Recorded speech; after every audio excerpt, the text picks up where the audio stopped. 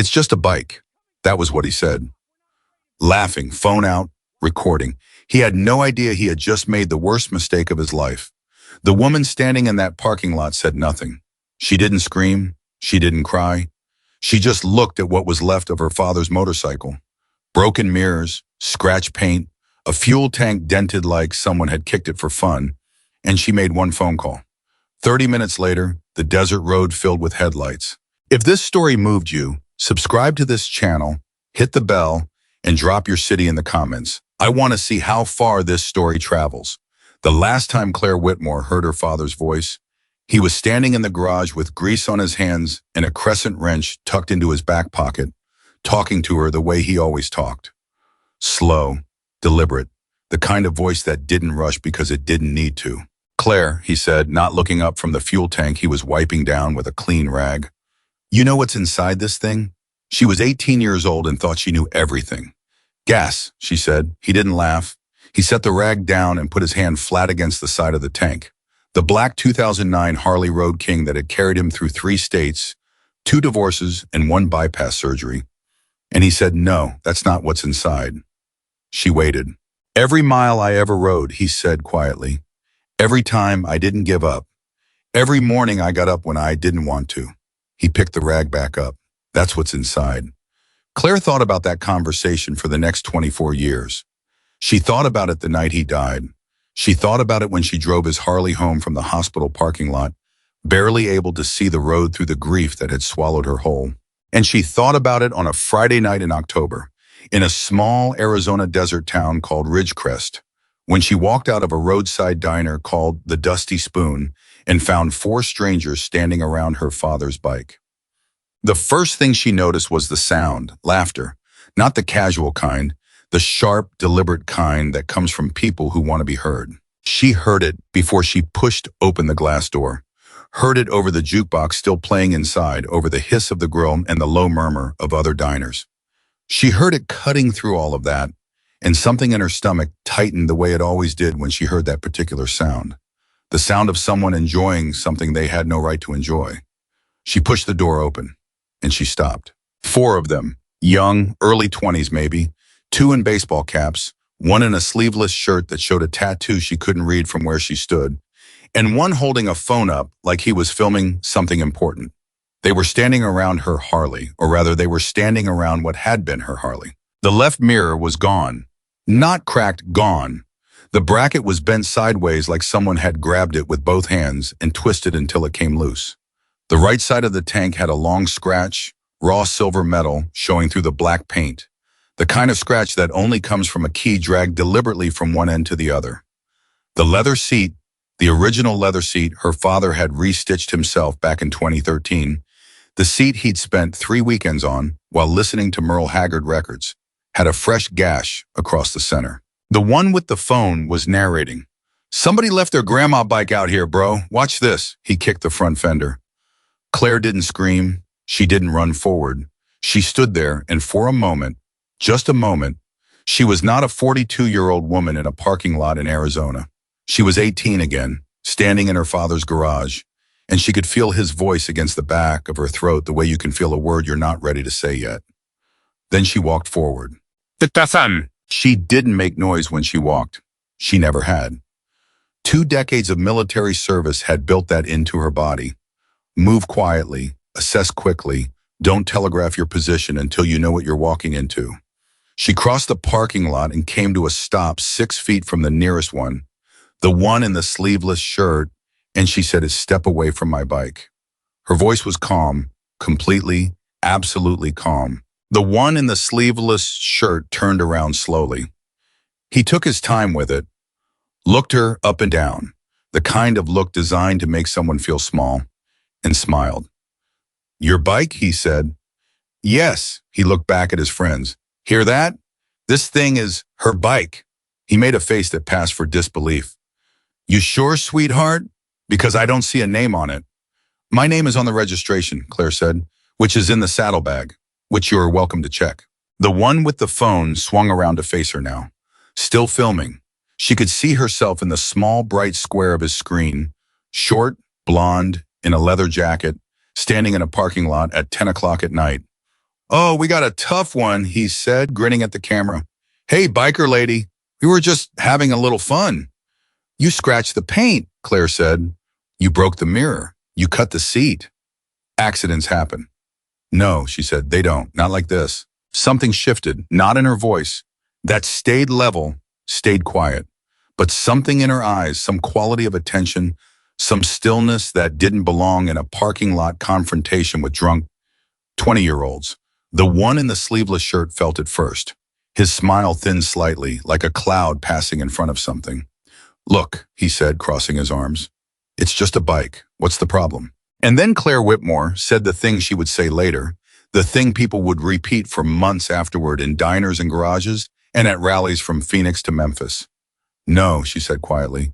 It's not just a bike. It's someone's story. So, the one with the phone laughed. It was a performance laugh, the kind meant for the recording, not for the moment. Someone's story, he repeated, tilting the phone toward her. That's real deep, lady, real deep. But here's the thing. He gestured around the empty parking lot. There's nobody here to care about your story, so why don't you just call your insurance and move on? Claire looked at him for a long moment. Then she reached into the inside pocket of her jacket and pulled out her phone. The one in the sleeveless shirt snorted. What are you doing? Making a phone call, she said. To who, the cops? He shrugged. Go ahead. By the time they get here, we'll be gone. Claire didn't answer him. She found the contact she was looking for, pressed call, and held the phone to her ear. The one with the camera phone kept filming. The call connected after 2 rings. Ray, Claire said. It's Claire. I'm at the Dusty Spoon in Ridgecrest, off Route 60. She paused, listening. No, I'm fine, but someone got into my father's bike. Another pause. Her jaw tightened almost imperceptibly. Yeah, it's bad. She listened for another moment. No, Ray, I'm not asking for anything. She looked directly at the one who had kicked her fender. I just wanted someone to know where I was. She hung up. The one in the sleeveless shirt stared at her. Who's Ray? A friend, Claire said. What's he going to do about it? Nothing, she said. I didn't ask him to do anything. Something about the answer unsettled the one in the sleeveless shirt. He couldn't have explained why. She hadn't threatened them. She hadn't cried or begged or bargained. She just made a phone call, said almost nothing, and put her phone away. And now she was standing there looking at the damage on her motorcycle with an expression he couldn't read. You're acting like this is some kind of big deal, he said, trying to reclaim the ground he didn't realize he'd already lost. Claire crouched down slowly beside the front fender. She ran one finger along the scratch on the tank, the long silver line where the paint had been scraped away. She didn't say anything for a moment. Then she stood up. You know what my father told me? She said. Nobody answered. He said a motorcycle isn't made of metal. She looked at the one with the phone. He said it carries someone's memories. The one with the phone kept filming but didn't say anything. This bike carried his memories for 30 years, she said, and I've carried them since. She looked at the broken mirror bracket. And you touched it like it was nothing. Lady, I'm not angry at you, she said, and she meant it completely. I'm sad for you, because nobody ever taught you that things have weight. The parking lot was very quiet. The jukebox had stopped inside. Through the diner window, a few other customers had drifted toward the glass, watching without knowing what they were watching. The one with the phone finally lowered it. He almost said something. He didn't. Claire sat down on the wooden step beside the diner entrance, and she waited. She wasn't waiting for the police. She hadn't called them yet. She wasn't waiting for a tow truck, though she'd need one eventually. She was waiting because 37 minutes after she hung up with Ray, she heard something that she recognized before she saw anything. A sound that started as a vibration in the asphalt under her boots before it became a noise, before the noise became a rumble, before the rumble became the thing it was. Engines, lots of them. The one in the sleeveless shirt heard it too. He'd been leaning against his own car, arms crossed, waiting for nothing in particular, with the low-level confidence of someone who believed the world sorted itself in his favor. He heard the engines, and his arms uncrossed, and he stood up straight. The first headlight appeared at the far end of the road, then another, then 5. Then, because the desert road ran flat and straight for 2 miles before the diner, and you could see everything coming long before it arrived. He watched as the headlights multiplied. 10, 15. He started counting and lost count, and that was when he realized he had miscounted the situation from the beginning. The sound hit the parking lot like weather. Motorcycles, Harleys, most of them, some with high bars, some with low, some with sidecars, all of them black and chrome, and moving in formation with a precision that was not aggressive and was therefore worse than aggressive. They filled the road. They peeled into the parking lot in a wide, practiced arc, and they parked, one by one, in a half circle that closed around the diner like a parenthesis. The engine shut down, one by one. The last engine cut out, and then there was silence so complete that the one with the camera phone could hear his own heartbeat. He had not pressed record again. 51 motorcycles. He counted them later when he was trying to explain what had happened. 51 motorcycles, and the riders were getting off them, unhurried, and they were wearing the colors. The patch on the back, the red and white. The one in the sleeveless shirt's voice came out differently than he intended. "Who are these people?" he said. Claire looked up from where she was sitting. "Friends," she said. "One." A man named Raymond Cortez walked through the parked motorcycles, hands in his jacket pockets, moving like someone who had been in situations that made this one look manageable. He was 60 years old, built like someone had assembled him from spare truck parts, with a white beard and dark eyes that were warm in a way that was somehow more frightening than cold. He walked to Claire first. He looked at the bike. He didn't speak for a long moment. Then he said very quietly, "Rudy's bike."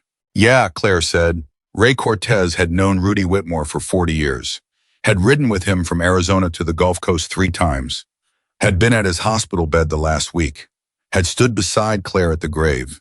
He looked at the broken mirror. He looked at the scratched tank. He looked at the cut seat. Then he turned around and looked at the 4 young men, and he didn't say anything at all.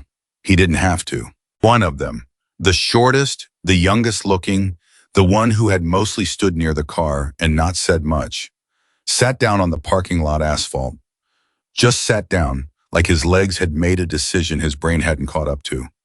Ray let the silence work for another few seconds. Then he walked toward the 4 of them, stopped 10 feet away and said in a voice so reasonable it was almost kind, "You want to tell me what happened here?" The one in the sleeveless shirt opened his mouth. "It was..." He stopped, started again. "We didn't know whose bike it was." Ray said. "We were just..." "I know what you were doing," Ray said. He tilted his head toward the phone still in the cameraman's hand. "You were filming it." The cameraman's hand moved instinctively, like he was going to put the phone in his pocket. Ray looked at the hand and the hand stopped moving. "I'd like to see that video," Ray said. It's just a..." "I'd like to see it," Ray said again. The boy held out the phone. Ray watched it. He watched it without expression. The laughing, the kicking, the narration, the whole performance. And he handed the phone back. "Okay," he said. He turned and walked back to Claire. "What do you want to do, Cross?" he said, his voice low enough that only she could hear. "Nothing drastic," she said. He looked at her sideways. "Claire." "Ray, I mean it." He looked at the bike again. The broken mirror. The scratch that had gone through the paint, down to the bare metal, right across the place where her father had put his hand 24 years ago, and said, "Every mile I ever rode." His jaw moved. He was working something out behind his teeth. "Okay," he said. "Your call." "I want them to understand what they did," she said. "Not what it cost to fix it. What it meant." Ray was quiet for a moment. "You know that's harder than anything else I could do to them," he said. "I know," Claire said. "That's why I want to do it." The police arrived 19 minutes after one of the diner waitresses called them. A young deputy named Torres who pulled into the parking lot, looked at the 51 parked motorcycles, the 4 pale-faced young men in a cluster near a sedan, and one blonde woman sitting on a step, and took approximately 10 seconds to assess that the situation was complicated. He approached Claire first. "Ma'am, you the one whose property was damaged?" "Yes, sir." "You know these riders?" "Yes," she said. "They're with me." Torres looked at the half circle of Hell's Angels. He looked back at Claire. He looked at the damaged Harley. "Right," he said. "Okay, can I see everyone's ID?" What followed was 40 minutes of documentation.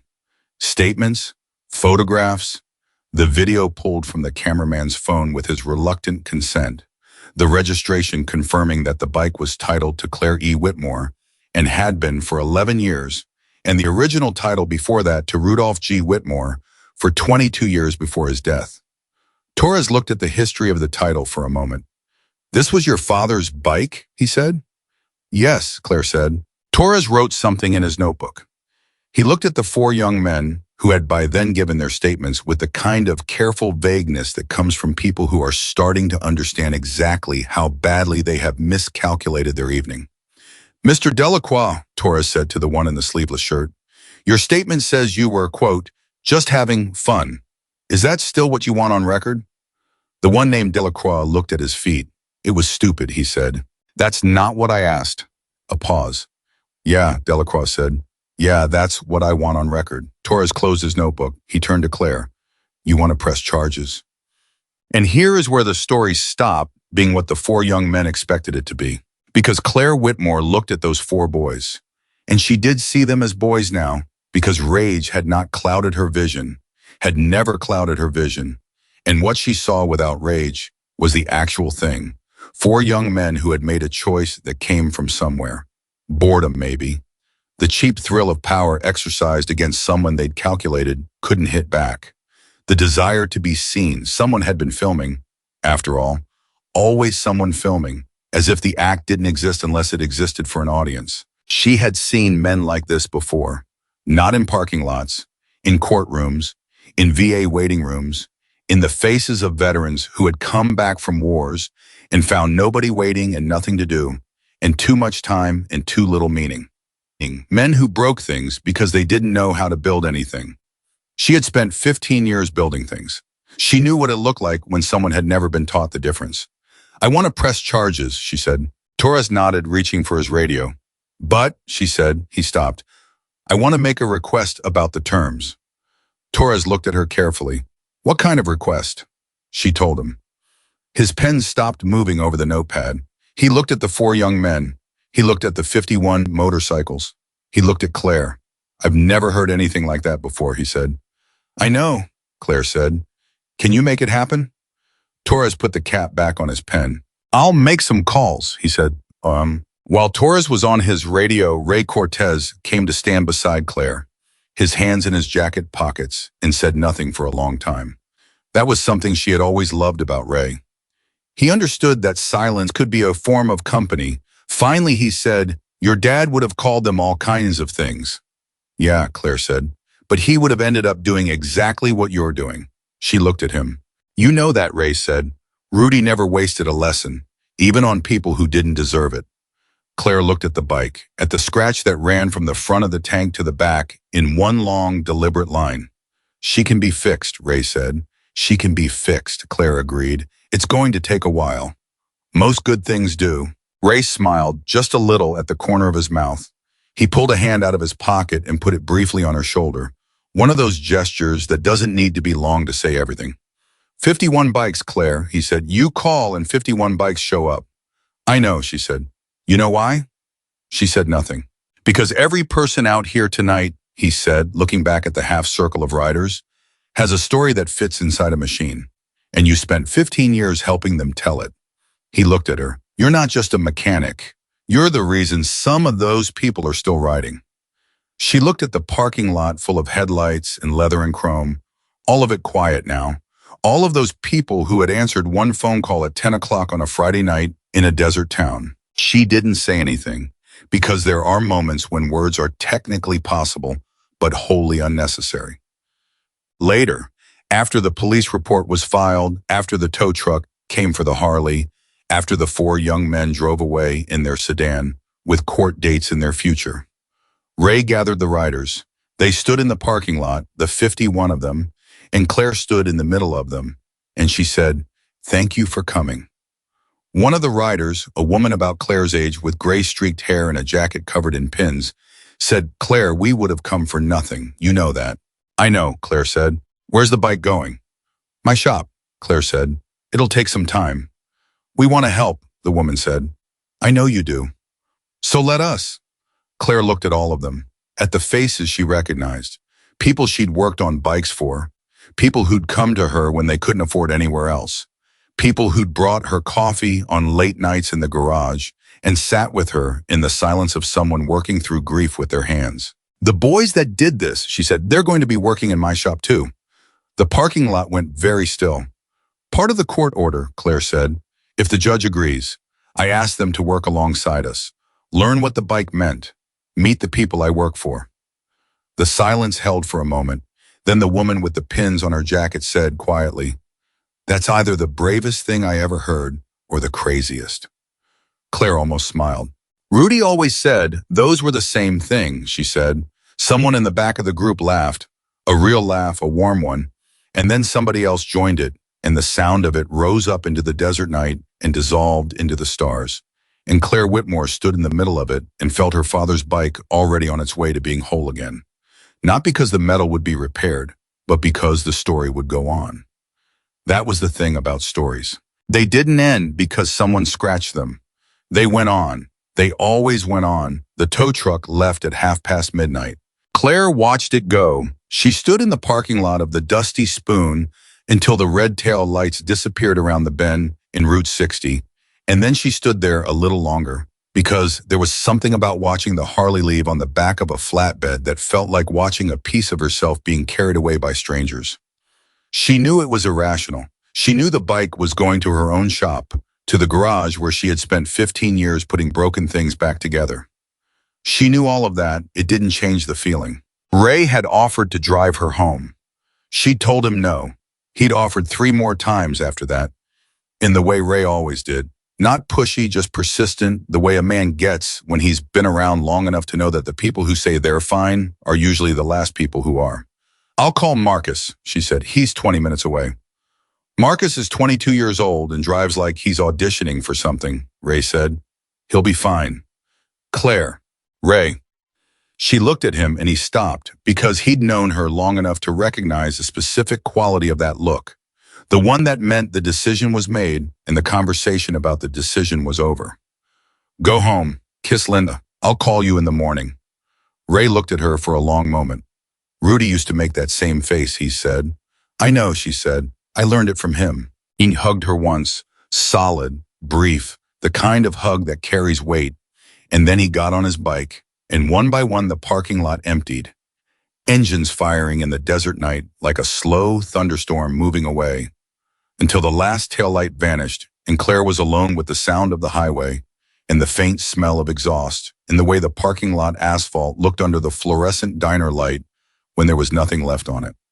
She sat back down on the step. She pulled out her phone. She did not call Marcus. She opened her photo gallery instead, and she scrolled back, not far because she knew exactly where it was, to a photograph she had taken 8 months ago, the morning after she finished the first full restoration of her father's bike after a minor highway incident had bent the front fork.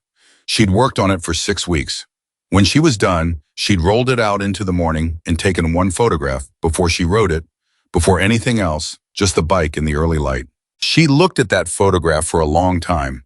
Then she put the phone in her pocket, stood up and went inside to ask the waitress if she could get a coffee to go. The waitress, a woman in her 50s with reading glasses pushed up on her head and the expression of someone who had seen most things and been surprised by very few of them, set a styrofoam cup on the counter without being asked. On the house, she said. Claire looked at her. Honey, I watched that whole thing through the window, the woman said. I'm the one who called the police. She paused. I'm also the one who refilled your coffee 4 times while you were sitting in that booth before all this happened, and you said thank you every single time without looking up from whatever you were thinking about. She pushed the cup closer. People who say thank you when they don't have to are people who deserve coffee. Claire almost smiled. Thank you, she said. The waitress pointed at her. See, you just did it again. Claire took the coffee. What was it? The waitress said. The bike. What was it to you? Claire looked down at the styrofoam cup in her hands. My father built his whole life on that machine, she said. Not on it, around it. Every vacation we ever took, every Saturday morning, every hard week that needed a long ride at the end of it. When he got sick, he used to sit in the garage and just put his hand on it. Didn't ride it, just sat there with it. She paused. I think it was the one thing that made him feel like himself when everything else was trying to convince him he was becoming someone else. The waitress was quiet for a moment. My husband had a truck like that, she said, a 1978 Ford. He passed 3 years ago. She straightened a napkin holder that didn't need straightening. I still have the truck. I can't drive it, can't sell it either. She looked up. Some things just hold people, even after the person's gone. Claire nodded. She drank her coffee standing at the counter, and the two of them didn't talk much after that. And it was one of those silences that feel like company instead of absence.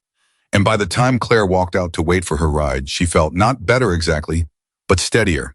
The way you feel after someone reminds you that you are not the first person to carry something heavy. That was the night that started everything. But the thing about nights like that, the thing nobody tells you, is that they don't end when the sun comes up. They just change shape. They become the thing you wake up thinking about. They become the first call you make in the morning and the last thought before you sleep. They become the story that rewrites itself every time you look at the empty space where the bike should be. And for Claire Whitmore, that story was about to get considerably more complicated. Because 3 days after the parking lot, she got a phone call that had nothing to do with the Harley. It had to do with Desert Freedom Garage. And the news was not good. The call came from a man named Gerald Fitch. And Gerald Fitch was the kind of man whose voice told you everything before he said a single word of substance. Careful, measured, trailing with the particular hesitation of someone delivering news they would prefer to be delivering to someone else. Claire, he said, I need to talk to you about the lease renewal. Gerald Fitch owned the building on Cochise Street where Desert Freedom Garage had operated for 11 years. He had inherited it from his mother, who had rented it to Claire's father first and then to Claire after Rudy died, at a rate that had not changed in a decade because Rudy Whitmore had been the kind of man who inspired loyalty in people almost without trying. Gerald Fitch, however, was not his mother. I've had an offer, Gerald said. Claire set down the wrench she was holding. What kind of offer, she said. A commercial one, development company out of Scottsdale. They want the whole block, actually. It's not just your building. He cleared his throat. They've been talking to everyone on the street for the past 6 months. 6 months, Claire repeated. I should have told you sooner, I know that. Gerald, the lease renewal is in 30 days. I know. I have 8 veterans scheduled for work in the next 2 months alone. I have 2 bikes mid-restoration. I have equipment that... Claire, he exhaled. I'm not saying it's done. I'm saying I need you to know where things stand. They're offering 3 times what the building is worth on paper. I have my own situation.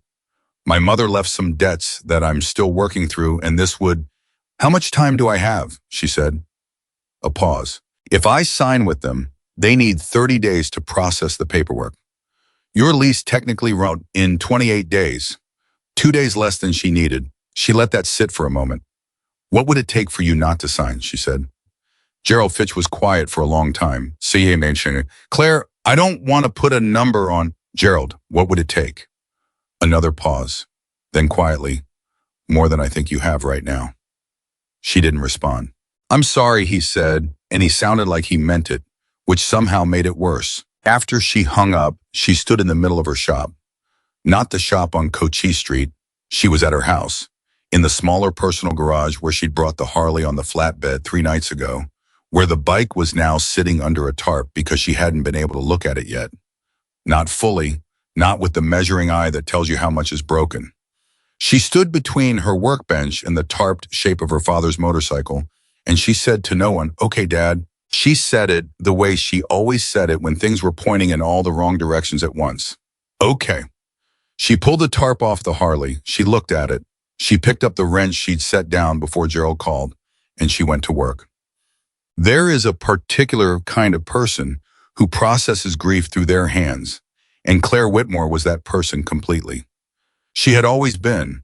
When her mother left when Claire was 11, she had spent the following summer in the garage with her father, learning to change oil and adjust brakes and true wheels. Not because she particularly cared about oil or brakes or wheels at 11, but because her hands were busy, and her hands being busy meant her mind had somewhere to put itself. That was not the empty seat at the kitchen table. When she came back from her last deployment with a shoulder injury that ended her military career, She rebuilt 3 motorcycles in 4 months. Friends thought it was therapy. It was, but not in the way they understood therapy. It wasn't about processing. It was about the simple contract between a broken thing and the person willing to fix it. You put in the work, the thing gets better. There was no ambiguity in that. There was no waiting to see if it would work out. You did the work, and the work was the answer. She worked on the Harley for 3 hours that morning. She was not trying to fix it. That would take weeks. She was assessing, which was different, learning the damage, mapping it, deciding what could be salvaged and what needed to be replaced from scratch. The scratch on the tank was deep but clean. The mirror bracket was bent past straightening, but the mount itself was intact. The seat was the worst of it. Not just the cut, but the fact that the leather was original. 40-year-old leather that her father had restitched himself, and there was no replacing 40-year-old leather with something that carried the same weight. She was staring at the seat, thinking about this, when her phone rang. It was a number she didn't recognize. She almost didn't answer it. She answered it. "Is this Claire Whitmore?" A young voice, male, careful. Yes, she said. My name is Daniel Reeves." A pause. "I was at the Dusty Spoon on Friday night." Claire was still. "I was the one filming," he said. She said nothing. He stopped, started again. "I wanted to call and say that I know that doesn't fix anything. I know that, but I wanted to." Another stop. "I looked you up after everything. I looked up your shop, Desert Freedom Garage. I read about what you do." "Okay," Claire said. "I didn't know," he said. "Not that that matters. I know that doesn't make it better." "No," she said, "it doesn't." A long pause. "My uncle was in the army," Daniel said. "He came back with a bad leg, never talked about it much. He has a motorcycle. He bought it 2 years ago, said it was the first thing that made him feel like he could go somewhere again." His voice changed slightly, got quieter. "I never thought about it that way. That a bike could do that for someone. I didn't think." "I know you didn't," Claire said. "I'm sorry," he said. "I know that's not enough either." "Daniel," Claire said. "Yeah. Where do you live?" A pause. "What? Where do you live? What part of the valley?" "Mesa," he said. "Why?" She looked at the Harley, at the damaged seat, at all the work waiting to be done. "You know how to use tools?" she said. A very long pause. "I like basic stuff. My dad had a workbench." "Come to my shop," she said.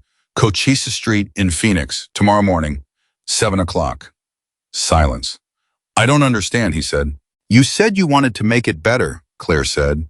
"I'm telling you how, Sam." She called Ray that night. He picked up on the first ring, which meant he'd been waiting, which was typical of Ray. "How's the bike?" he said. "Repairable," she said, "but it's going to take a while." "Good, what else?" She told him about Gerald Fitch. The line was quiet for a moment. 28 days, Ray said. 28 days.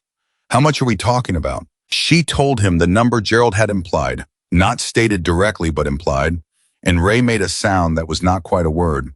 "That's not nothing," he said. "No. But it's not impossible," he said. "Ray, it's not impossible, Claire. You know how many people in this community owe you? Not in a debt way, in a real way." His voice shifted. "You rebuilt Martinez's Sportster when he couldn't afford the parts, and you charged him $60 because that's what he had. You stayed at your shop until 2 in the morning, finishing Graves' Road King because she had a rally the next day and needed that bike. Do you understand how many people—" "I'm not asking people for money," Claire said. "I know you're not," Ray said. "I am."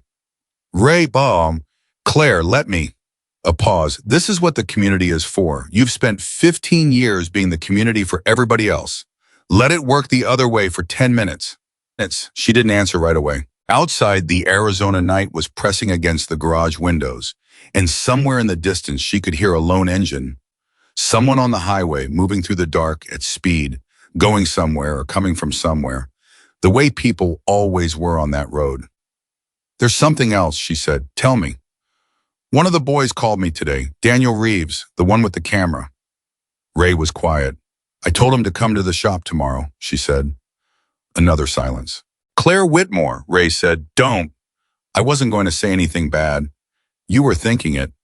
I was thinking, he said slowly, that Rudy raised someone who scares me a little, in the best possible way. He paused. What are you going to do with him? I don't know yet, she said, but I think I'm going to find out.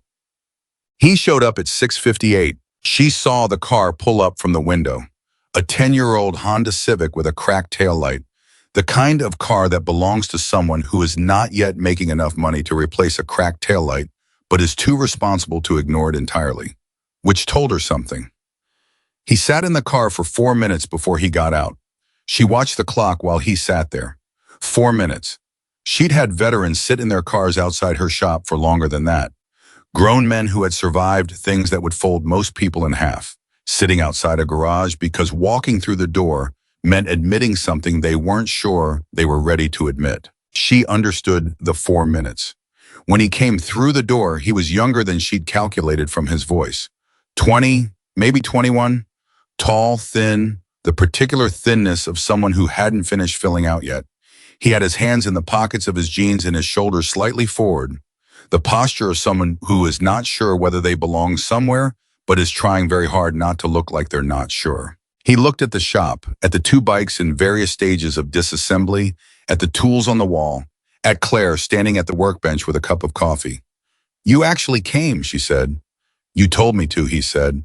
Lots of people get told to do things they don't do. He said nothing. Coffee? She said. He blinked. Sure, yeah, thank you. She poured a second cup from the machine on the corner of the workbench and handed it to him. He took it with both hands, the way you take something when your hands are nervous and holding something gives them something to do. The other guys, he said, Marcus and Brett and Delacroix, do they know you called me? No, she said. Do you know I'm requesting that all 4 of you be assigned here as part of whatever the court orders? His eyes went slightly wide. No, he said. I didn't know that. Would that be a problem? I thought about it, genuinely thought about it, which was interesting. She'd expected either immediate agreement or immediate resistance, not actual consideration. Delacroix won't like it, he said. He doesn't. He's got a lot of pride. Most people who break things do, Claire said. Daniel looked at her. What does that mean? It means, she said, setting down her coffee, that people who feel powerless tend to do powerful things to make themselves feel otherwise. Breaking something that belongs to someone weaker than you feels like power. For about 30 seconds. And then, she gestured around the shop, and then there's all this, she said. All this work, waiting to be done, and you're still the same person who broke something. He was quiet. What do you want me to do? He said. Right now, I want you to hand me a 3/8 socket from that rack on the wall. She went back to the bike she was working on. And then I want you to watch what I do. And then, if you're still here in an hour, I'll start teaching you to do it yourself. He looked at the rack. He found the 3/8 socket. He handed it to her without dropping it. He was still there 3 hours later. What happened in that shop over the following days was not a transformation. Transformations are for movies, and this was not a movie. What happened was slower and more honest than that. It was a 21-year-old kid with greasy hands and a posture that gradually, incrementally, over the course of 4 days, changed from apologetic to present. It was Claire answering questions she hadn't expected to be asked.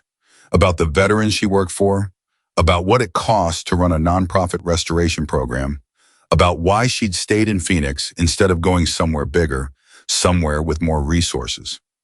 It was Daniel Reeves on his 3rd day, stopping with a wrench in his hand and saying, the guy this bike belongs to, what happened to him? Claire looked up from the manifold she was working on.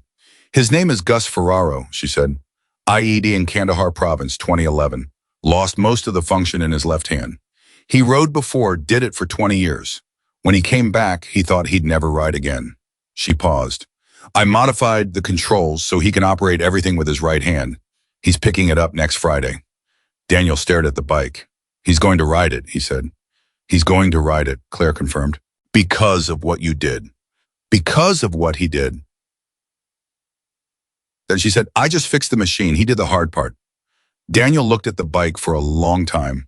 I didn't know this kind of thing existed, he said. Most people don't, Claire said. That's part of the problem. That was the moment. She saw it happen. Not dramatically, not the way it happens in stories where someone turns to the camera and announces their epiphany. It was quieter than that. His face just changed, very slightly, the way a room changes when someone opens a window. And he went back to work with his hands moving differently than they had before. She didn't say anything about it. She just handed him a torque wrench and told him what to do next.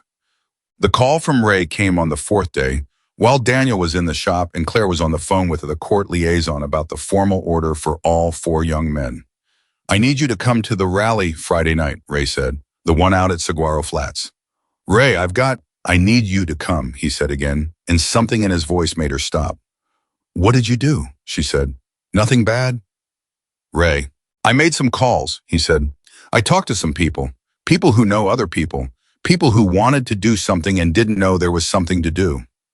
"What does that mean in plain language?"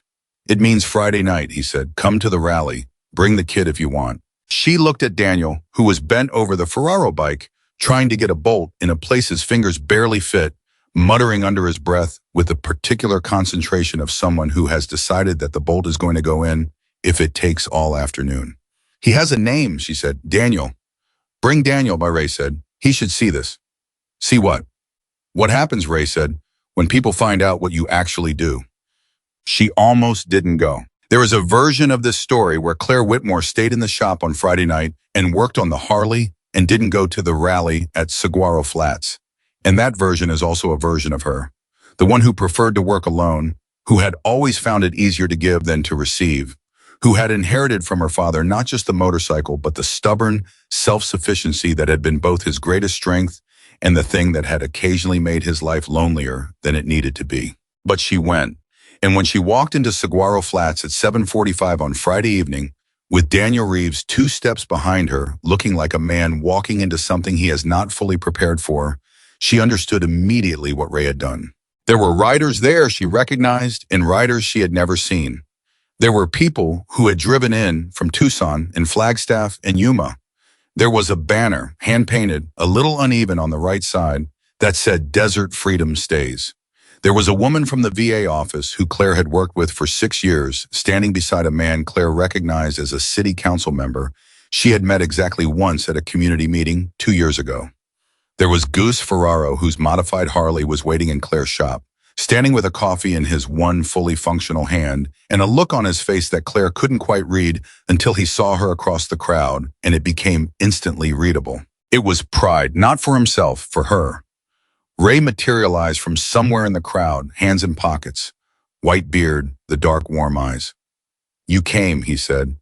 "You knew I would," she said. "I hoped," he corrected.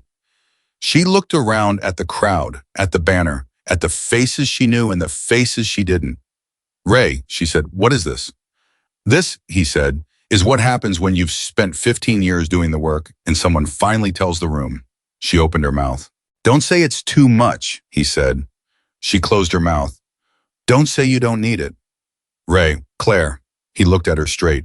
"Rudy used to say the hardest thing for strong people is letting other people be strong for them." He paused.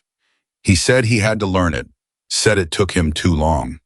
He looked at the crowd. "He'd want you to learn it faster." She didn't answer. Behind her, Daniel was very quiet. She'd half forgotten he was there until she heard him say softly, not to anyone in particular, "This is all because of her?" Gus Ferraro, who had walked over while Ray was talking, heard him. He looked at Daniel, and there was a moment where something passed between them. The kid who had broken something without understanding what it was, and the man who understood better than most what it meant when something that carried your freedom was taken from you. "Son," Gus said, "you don't even know the half of it." And then he started talking. And the story of Claire Whitmore, not the parking lot version, not the Harley version, but the real story, the 15-year story, the one built in late nights and donated parts and modified hand controls and veterans who had given everything and come home to nothing and found something again in the simple act of being back on a road. That story began to fill the space between them. Daniel Reeves stood there and listened, and he didn't look away once. And Claire stood slightly to the side and listened to Gus tell her story back to her and felt something shift in her chest that she couldn't have named in the moment and that she would spend several days trying to name afterward, and that eventually she would understand was the particular ache that comes from finally, after a very long time, being seen. Gus Ferraro talked for 22 minutes. Claire knew because she watched the clock on the wall behind him, not because she was impatient, but because she was trying to anchor herself to something concrete, while everything else in the room felt like it was moving just slightly faster than she could track. 22 minutes, and in that time, Gus covered things she had never told anyone. Not Ray, not Marcus, her young assistant, not the VA liaisons, or the city council people, or the journalists who had occasionally called about human interest stories and whom she had occasionally declined because she had never been comfortable with the idea of her work becoming a story someone else told. Gus told it anyway. He told it the way combat veterans tell things when they finally decide to tell them, with a flatness that makes the weight more visible, not less. He told Daniel about the morning he came back to Phoenix and sat in his kitchen for 4 hours without moving, because the silence of a kitchen that didn't have to be tactical was its own kind of terrifying. He told him about the first time he tried to grip a coffee mug with his left hand after the surgeries and how the mug fell and shattered on the tile, and how he sat on the kitchen floor and looked at the pieces and thought, with a clarity that scared him, that the mug was a better metaphor than he wanted it to be. He told him about calling Claire, not because he'd known her. He hadn't. He'd found Desert Freedom Garage through a flyer at the VA office, a plain white sheet of paper with a phone number and 6 words. "We help veterans get back in the road." I called and she answered, Gus said. Not a machine, not a receptionist, her. It was 7:30 in the morning. He looked at Claire. "You remember what you said?" "Tell me what you need," Claire said quietly. "Tell me what you need," Gus repeated to Daniel. That was it. First thing out of her mouth. Not what's wrong with you. Not what are your limitations. Not let me tell you what we can and can't do. Tell me what you need.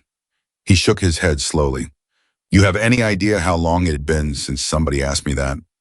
Daniel said nothing. He had the look of someone who had stopped trying to figure out where to put their face. 8 months later, Gus said, "I've got a bike with controls I can actually use, and I'm going on the road for the first time in 4 years." He paused.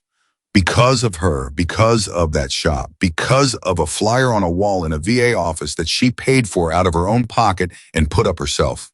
He looked directly at Daniel. "That's the shop you helped put in jeopardy. That's what was parked outside that diner." The silence that followed was the kind that doesn't call for a response, because a response would be insufficient. Daniel seemed to understand that. He kept his mouth closed. His jaw worked slightly, like he was managing something internally. And then he looked at the ground, and then he looked up. And when he looked up, his eyes were red at the edges. He didn't say anything. He didn't have to. Claire watched him and thought about what Ray had said, that the hardest thing for strong people is letting other people be strong for them. She thought that maybe the same thing, slightly inverted, was true for people who had broken something. The hardest thing was not apologizing. The hardest thing was standing there while someone showed you the full weight of what you had broken without looking away. Daniel Reeves didn't look away. That told her something. She wasn't sure yet exactly what it told her, but it told her something. The rally moved around them. Riders talking, the city council member in conversation with 2 women Claire vaguely recognized from a veterans advocacy group in Tempe. Ray circulating through the crowd with the ease of a man who had spent 40 years being the person who connected people to other people. Someone started a collection. Not past hat informal, an actual organized collection with a folding table and a sign-in sheet and a QR code that one of the younger riders had set up on a phone, and people were lining up at it, and Claire watched this for 30 seconds before she turned to Ray, who had materialized at her shoulder. "I told you not to," she started. "You told me you weren't asking anyone for money," he said. "You're not." "I am. Different person, different ask." He held up one hand. "Before you say it, this is not charity. This is a community protecting something that belongs to it. Desert Freedom Garage doesn't belong to Gerald Fitch. It doesn't belong to you either, if we're being honest. It belongs to every person who ever walked through that door and left with something restored." She opened her mouth. "Rudy," he said. She closed it. "Your father sat in that garage and taught you that machines carry memories. You turn that into something you give to other people." He looked at the line at the folding table. "Those people want to protect what you built. Let them." She looked at the line. Gus Ferraro was already at the front of it, signing in with his right hand, the only hand that could sign reliably. He didn't look up from the paper, but the set of his shoulders said everything. Claire breathed in, she breathed out. Okay, she said. Yeah? Ray looked at her sideways. Don't make a thing of it, she said.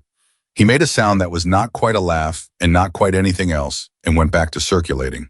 Claire stood there and watched people line up to protect something she had built, and the feeling in her chest was still the one she couldn't name, and it was bigger now, and it was getting harder to keep her face neutral about it.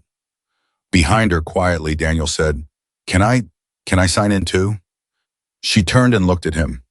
I don't have a lot, he said quickly.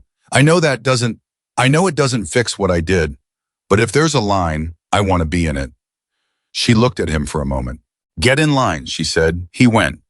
She watched him walk to the back of the line, not cut to the front, not hover at the edges, just take his place at the back, and she thought that there are moments in the raising of a person, even if you're not the one who raised them, where you see the thing that was always in them start to find its way to the surface. And it is one of the more complicated kinds of hope, because you know it doesn't erase what came before, but you also know that it is real. It was real. That much she was sure of. No. What she was not sure of, driving home that night with the windows down and the desert air coming through the car, was whether real would be enough. 28 days had become 24. The rally had produced something. Ray called her the next morning with a number that was not the full amount, but was enough to make the conversation with Gerald Fitch worth having again. Enough to show him that this community took seriously what happened on Cochise Street. Enough, maybe, to buy time. But time for what? Exactly. She pulled into her garage and sat in the car for a moment in the dark, thinking about the things she had not told Ray. The things she had not told anyone yet, not even Marcus, who had been working in the shop with her for 3 years and knew her well enough to know when she was holding something back.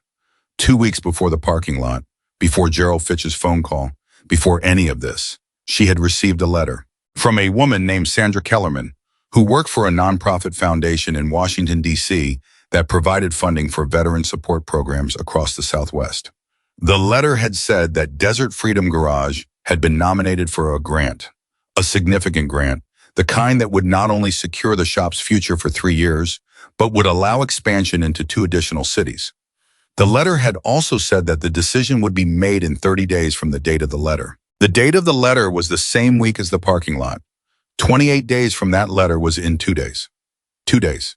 She had not responded to the letter, not because she'd missed it, because she'd been afraid of it. That was the honest truth, and honesty was the one thing Claire Whitmore had always been unable to argue herself out of.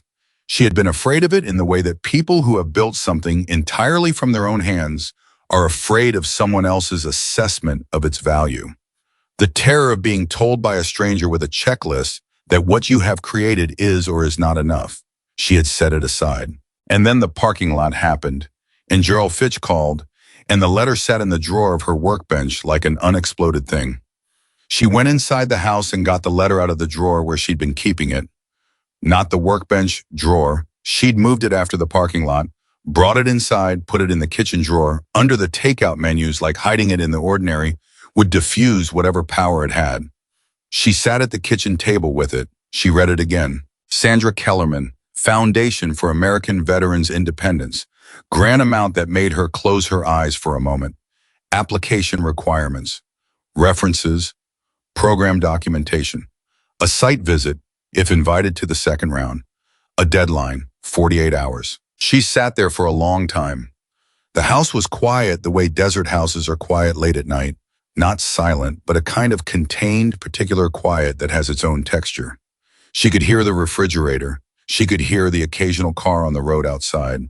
She could hear from somewhere in the back of her own memory, her father's voice. A motorcycle is not made of metal. It carries someone's memories. She got a pen. She started writing. She was still at the table at 3 a.m. when her phone buzzed with a text from a number she now recognized. Daniel Reeves, this is going to sound strange, but I couldn't sleep. I told my uncle about your program tonight. He started crying. He didn't explain why. I think I understand now, though.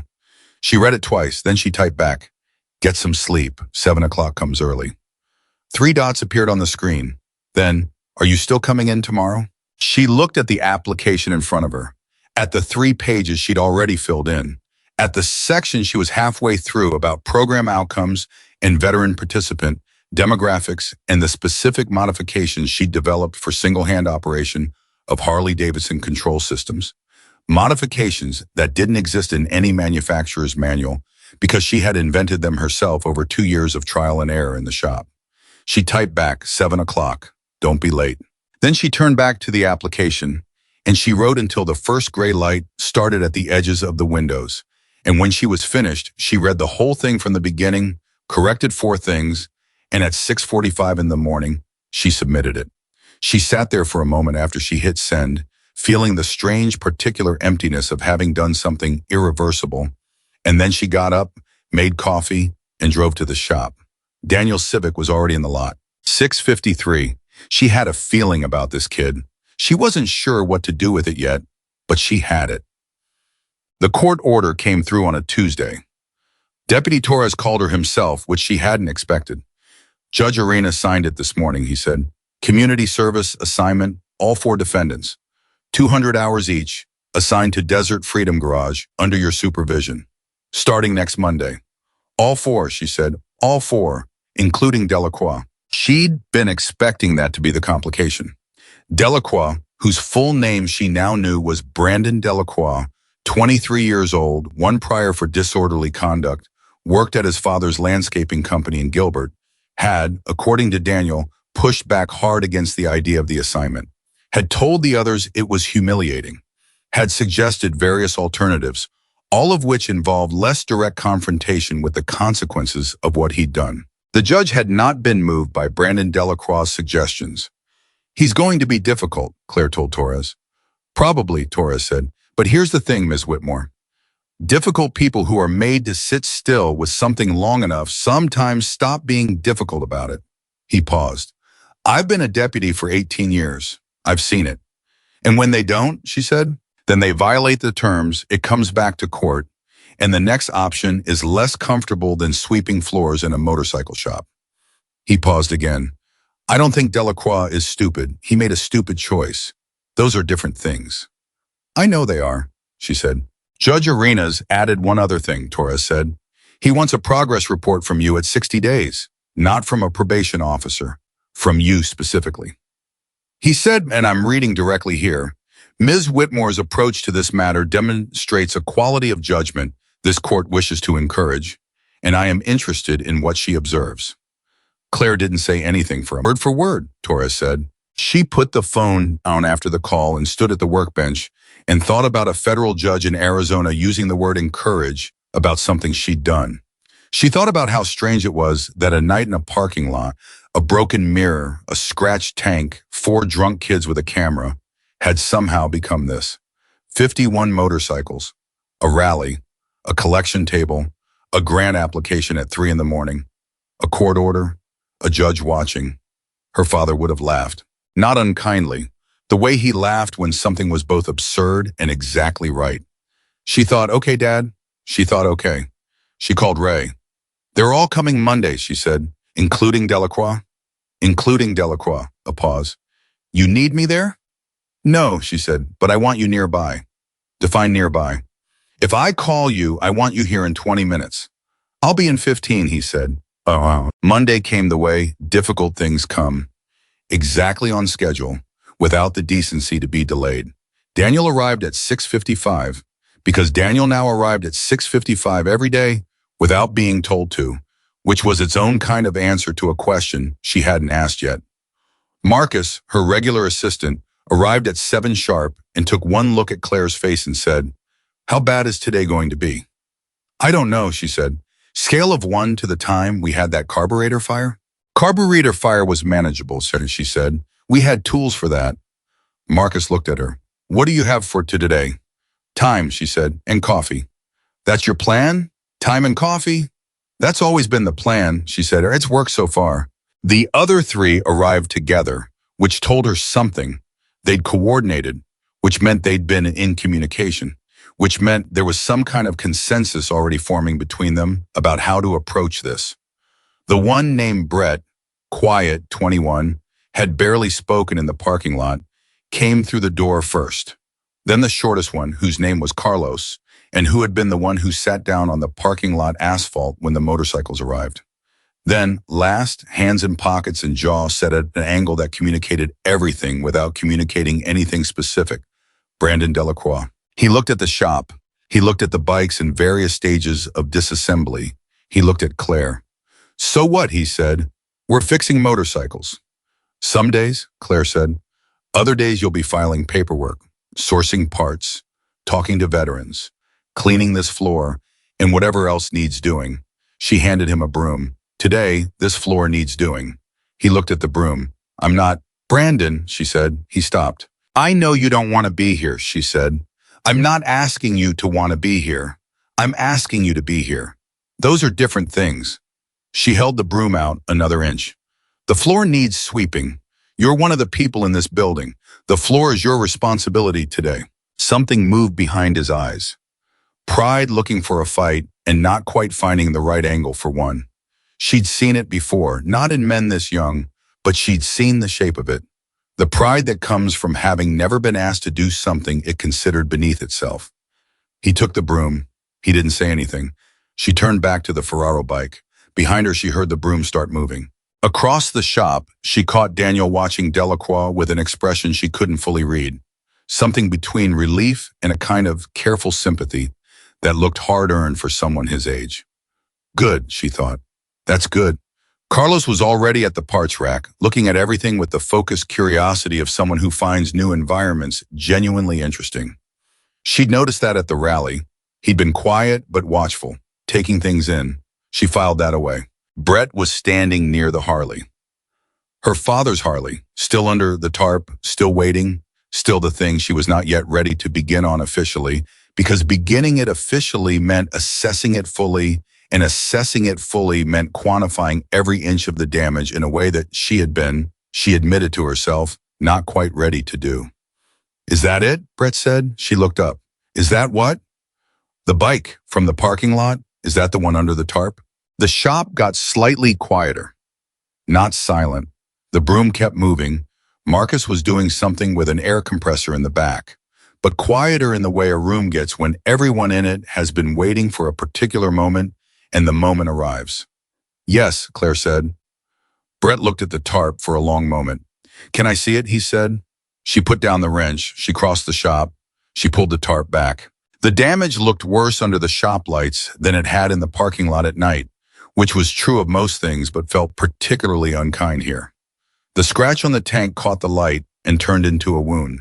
The broken mirror bracket stuck out at the wrong angle with the particular wrongness of things that have been forced past what they were built to endure. Nobody said anything. Then Delacroix stopped sweeping. He stood there looking at the bike, and his jaw was doing the same thing Daniel's had done at the rally, working something through that his face wasn't sure how to display. "That's bad," he said quietly, genuinely.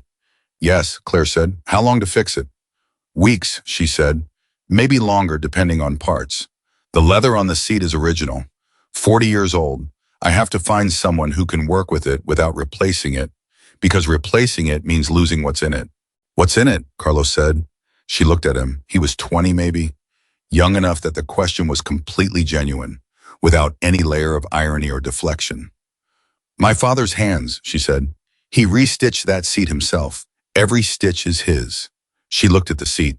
"If I replace it, it's just leather. If I repair it, it's still his." The shop was very quiet. Brett said very quietly, "I'm sorry." Not to the room, to the bike. Claire heard it, and it landed differently than she expected. Not as inadequate, which is how apologies to objects usually land, but as genuine, which is rarer and more valuable and harder to dismiss. "I know," she said. The grant letter arrived on a Wednesday. Not an email, an actual letter, which she noticed because everything official in her life arrived by email in the sight of a real envelope on her shop floor, where it had come through the mail slot, struck her as deliberate, the way things done in old forms sometimes are. Sandra Kellerman, Foundation for American Veterans Independence. She held it for a moment without opening it. Marcus came out of the back and saw her standing there. "What's that?" he said. "Possibly everything," she said. "Possibly nothing." "Open it." "I'm getting there." Claire, Marcus, you've been standing there for 30 seconds. I'm aware. She opened the envelope. She read the first paragraph. She read it again. She set the letter down on the workbench. She picked up her coffee cup, put it down again. Well, Marcus said. She looked at him. Second round, she said. We made the second round.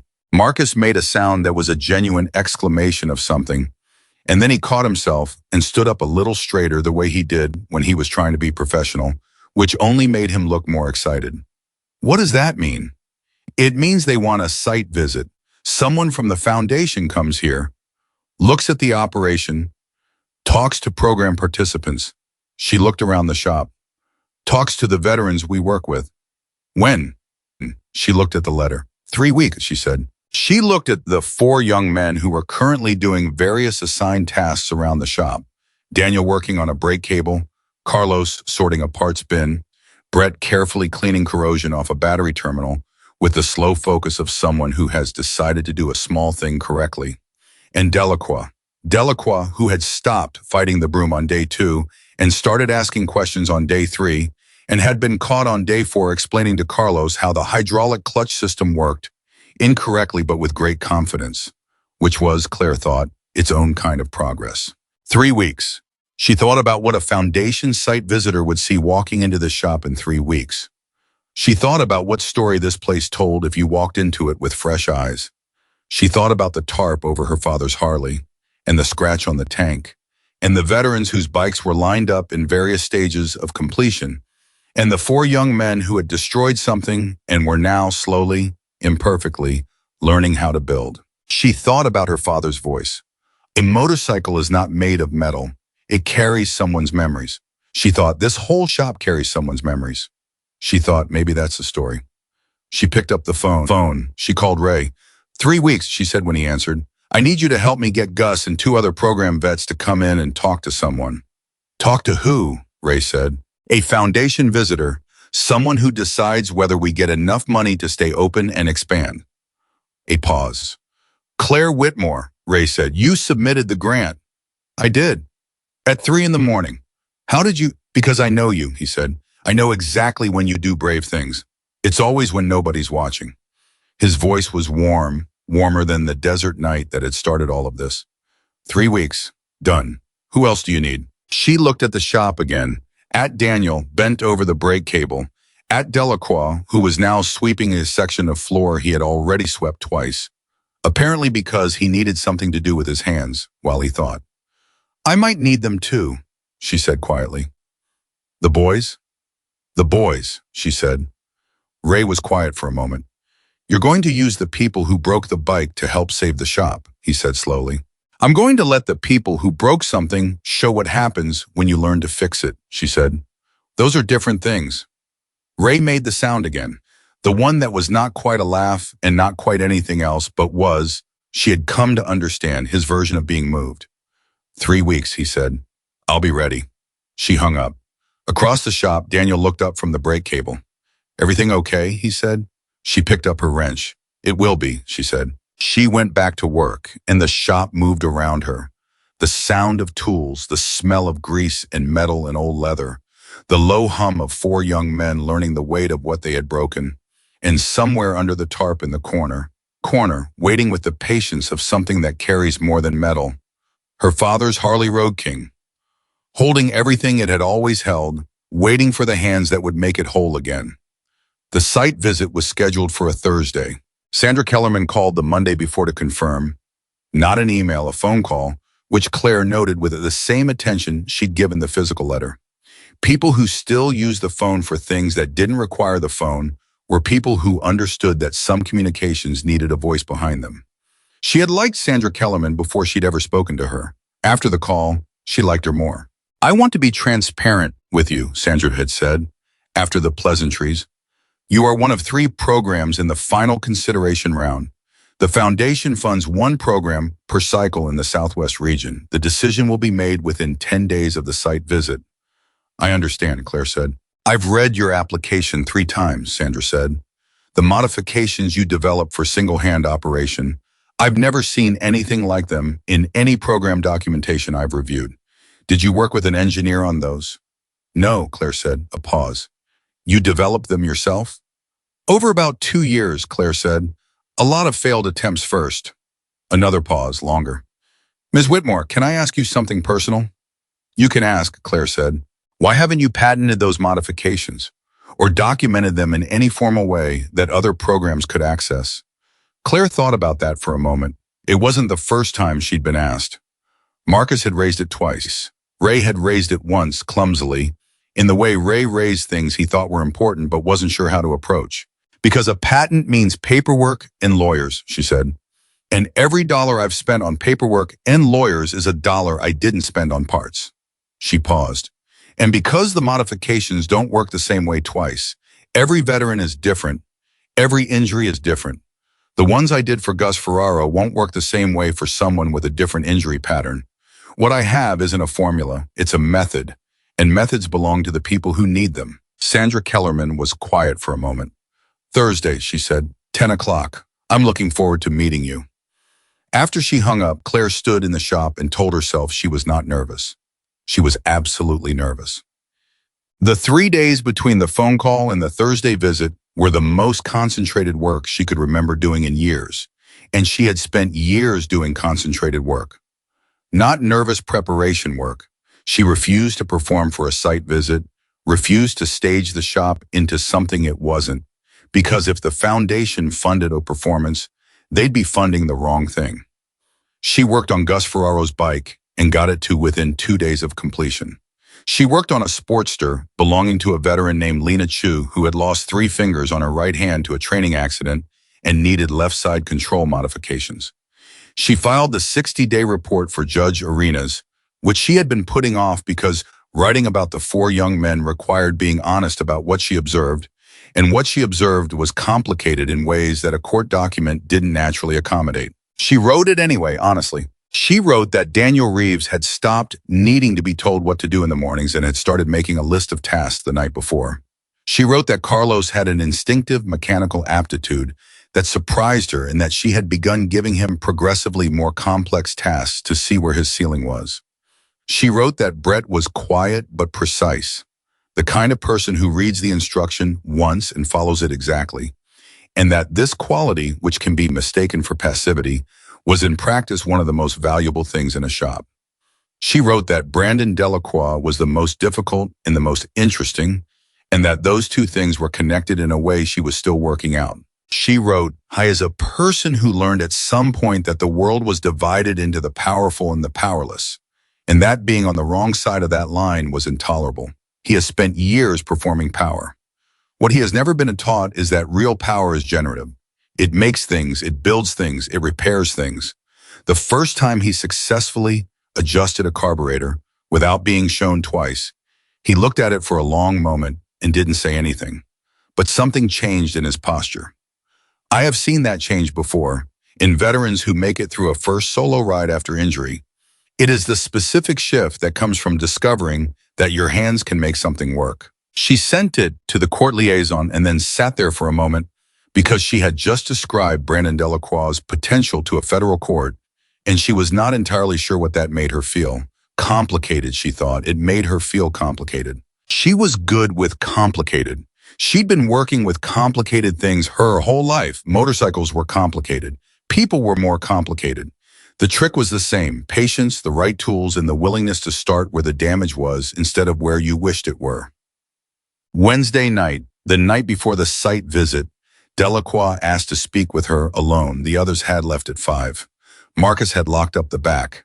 Claire was at the workbench, sorting through a parts order, when Delacroix came back through the front door. He'd walked out with the others. She'd heard the Civic pull out of the lot, and then 10 minutes later the door opened again, and there he was. She looked up. Forget something? She said. No. He stood there with his hands in his pockets, which was his default position when he was about to say something he hadn't rehearsed. I wanted to talk to you. She set down the parts list. Okay. He came to the workbench and stood across from her, and she waited because she had learned in 3 weeks that Brandon Delacroix needed a beat before he could get to anything real. He had spent so long performing confidence that the machinery of it ran ahead of him, even when he was trying to say something genuine. Tomorrow, he said finally, the foundation visit. What about it? Do you want us there? Me specifically? She looked at him. Why wouldn't I? Because, he said and stopped. Started again. Because I'm the reason any of this is a story. I'm the reason the parking lot happened. I pushed. He stopped again. I'm the one who said it was a good idea. The others followed because I was the one with the camera and the mouth, and because I made it sound like it was nothing. He looked at the tarp over her father's Harley. It wasn't nothing. No, Claire said, it wasn't. I'm saying, he said, that if having me there tomorrow makes it harder for you to get what you need, I'll stay away. Tell the foundation I couldn't make it. Whatever you need. She studied him. This was the thing about Delacroix. He was infuriating, and he was also, underneath all the performance, not entirely what she had first taken him for. The performance was real. The pride was real, but there was something else in there that the performance had been covering. And 3 weeks of sweeping floors and sorting parts and watching veterans come through the door had been very gradually uncovering it. Why did you come back? She said. He blinked. What? After you left tonight, you came back. He was quiet. Because I've been thinking about the bike, he said, about what you said, about it carrying your father's memories. He looked at the tarp again. I've been thinking about that every day. I can't stop thinking about it. Good, she said. He looked at her sharply. Good? Yes, she said. That's what accountability feels like when it's working. It doesn't go away, it just changes shape. He was quiet for a moment. I don't know how to fix it, he said. I know technically we're going to fix the bike, but I don't know how to fix the actual thing. The thing it means. She looked at him for a long moment. Brandon, she said, you can't fix the thing it means. What you broke is already broken. The bike can be restored, but the fact that you were the one who scratched it, that's permanent. She let that land. What you can do is decide what you build from here. That's the only part that's still in play. His jaw worked. That's not very satisfying, he said. No, she agreed, it's not. Is it enough? She thought about her father sitting in a garage with his hand on a Harley Road King that carried 30 years of miles inside it. She thought about coming home from a military career with a shoulder that didn't work right and going into a garage and rebuilding 3 motorcycles in 4 months, because the work was the answer even when the answer wasn't satisfying. It has to be, she said, because it's the only thing on offer. He stood there for a moment longer. Then he nodded once, with the particular decisiveness of someone who has closed a door inside themselves that needed closing. I'll be here at 7, he said. 6:55, she said. Daniel gets here at 6:55. I don't want him thinking he's the most punctual. Something happened at the corner of his mouth. It was almost a smile. Not quite, but almost. He left. She stood alone in the shop and thought about what she had just said. That what was broken was permanently broken. That you couldn't fix the meaning of damage, only build from its aftermath. And she thought about how true that was and how hard it was to believe when you were the one with something broken. And she thought about her father's Harley under the tarp and the scratch that the shop light turned into a wound. Then she pulled the tarp back. She looked at the bike for a long time. She picked up her phone and called Ray. It's late, he said, but without complaint, because Ray had never in 40 years of knowing Claire's family complained about late calls. I need to start on the Harleys, she said. Tonight? No, after the visit. After we know. She paused. I want you there when I start. I want someone who knew him there when I take the first piece off. Ray didn't answer immediately. She could hear him breathing, the way you can hear someone managing something on the other end of a line. I'll be there, he said. Whenever it happens, she said. Whenever I'm ready. I'll be there, he said again. No matter when. She covered the Harley back up. She turned off the shop light. She went home. Thursday arrived cold for October in Arizona, which meant it was 62 degrees instead of 80, and the light came in at an angle that made the shop look different from the way it looked in summer. Sharper, somehow more defined, the kind of light that shows you exactly what things are. Sandra Kellerman arrived at 9:58. Claire had expected someone who looked like a foundation. Conservative, careful, clipboard energy. Sandra Kellerman was 61 years old, with close-cropped silver hair and boots that had seen actual use, and a handshake that meant something. Thank you for having me, she said. Thank you for coming out, Claire said. Sandra looked around the shop. Not the sweep of someone cataloging, The look of someone seeing. There was a difference. Claire had learned to tell them apart in the first seconds. It smells like my grandfather's garage, Sandra said. Most good garages smell the same, Claire said. Sandra smiled. He was a Korean war vet, spent every Saturday in their room. She was still looking around. Never talked about the war, only talked in the garage. She turned back to Claire. I think I understand your program better already. Claire introduced Marcus, who was professional and warm in the way Marcus always was, which she appreciated because she was not always either of those things simultaneously. She introduced Daniel, who shook Sandra's hand and said, "Nice to meet you," without any of the awkwardness she might have expected from him 3 weeks ago. She introduced Carlos and Brett. She introduced Delacroix, who had arrived at 6:54, 1 minute before Daniel, which Claire noted and chose not to comment on, and who shook Sandra's hand and said his name clearly and made eye contact. Small things, but nothing was a small thing when you were paying attention. She did not immediately explain who the 4 young men were. She let the morning do that. Gus Ferraro arrived at 10:30 as planned.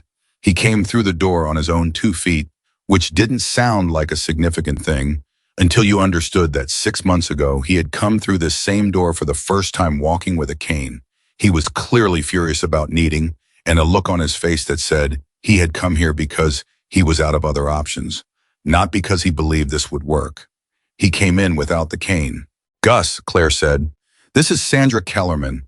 She's from the foundation I told you about." Gus looked at Sandra with the specific evaluating look of a man who has spent enough of his life being assessed by people with clipboards that he has developed a strong preference for people without them. Sandra didn't have a clipboard. "What branch?" Gus said. Sandra blinked. "I'm sorry?" "Military. What branch?" "Oh, none, actually. My father was Army. My brother was Marine Corps." Gus nodded slowly. "What happened to your brother?" "He came home," Sandra said, "but not entirely." Something shifted in Gus's face. The evaluating look didn't disappear, but it changed quality, became something less defensive and more direct. "Then you know why this matters," he said. "Yes," Sandra said, "I do." Gus looked at Claire. Something passed between them. The specific communication of 2 people who have spent enough time in the same work to share a shorthand. "Tell her about the hand controls," Claire said. Gus looked at his left hand. He held it up.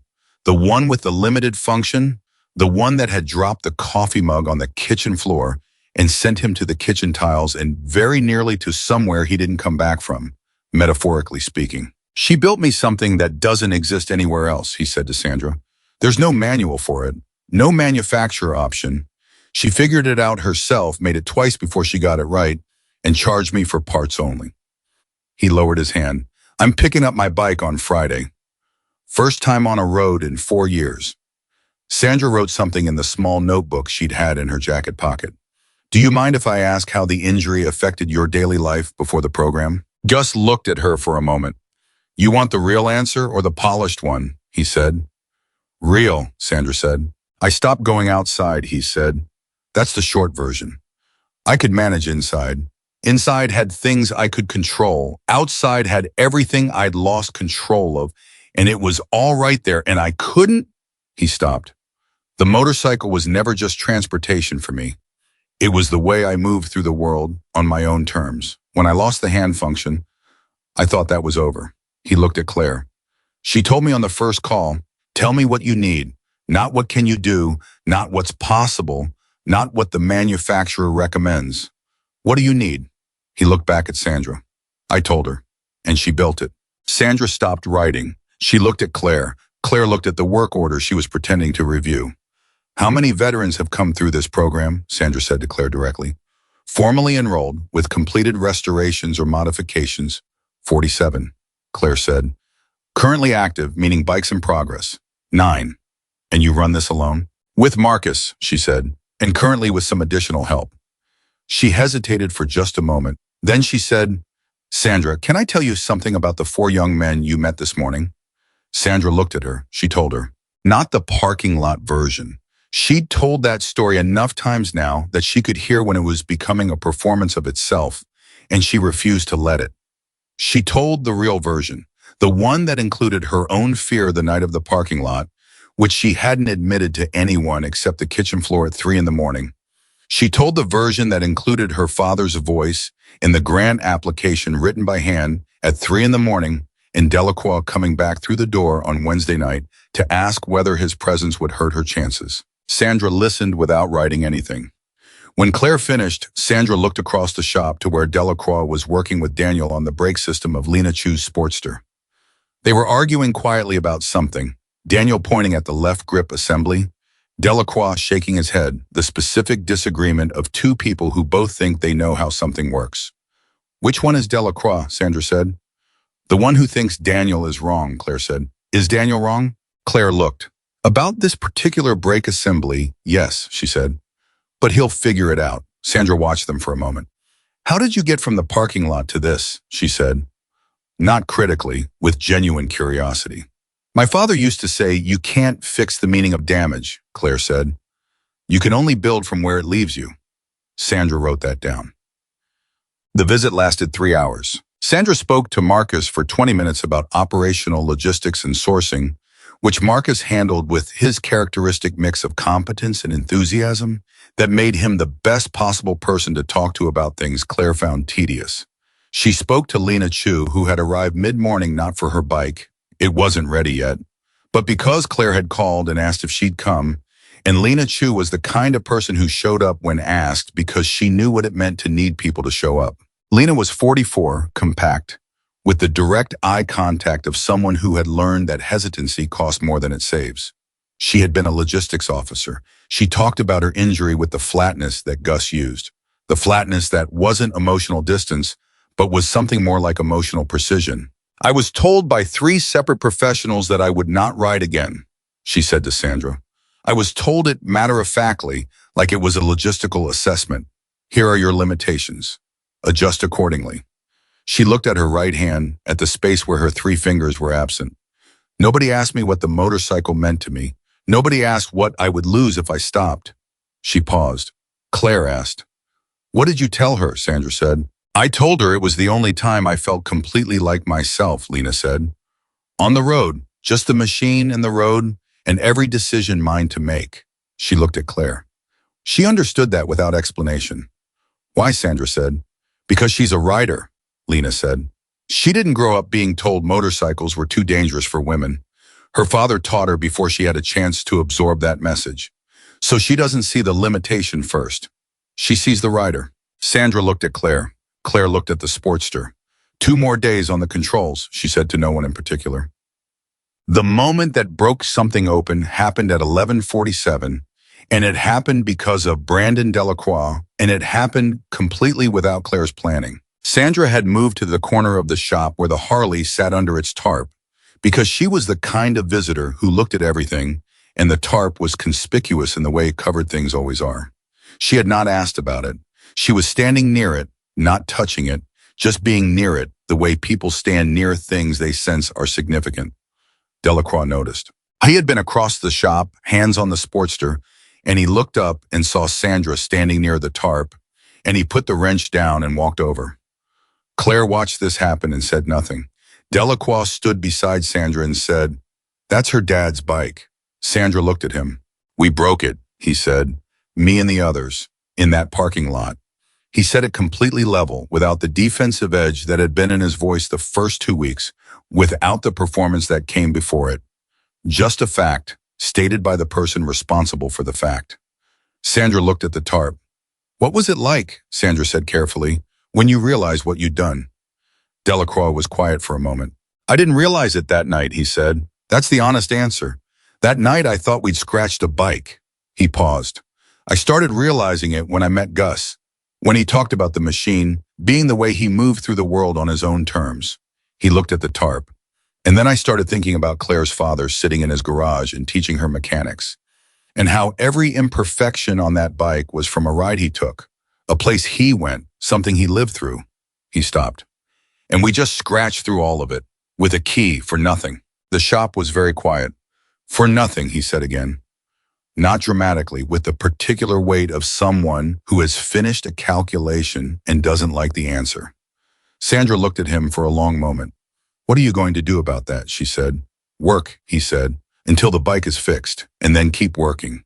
He looked at Claire across the shop. She said you can't fix the meaning of what's broken.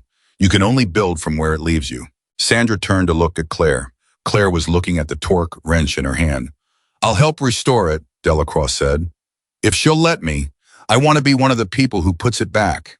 He said it to the tarp, to the bike, to whatever he believed was inside it.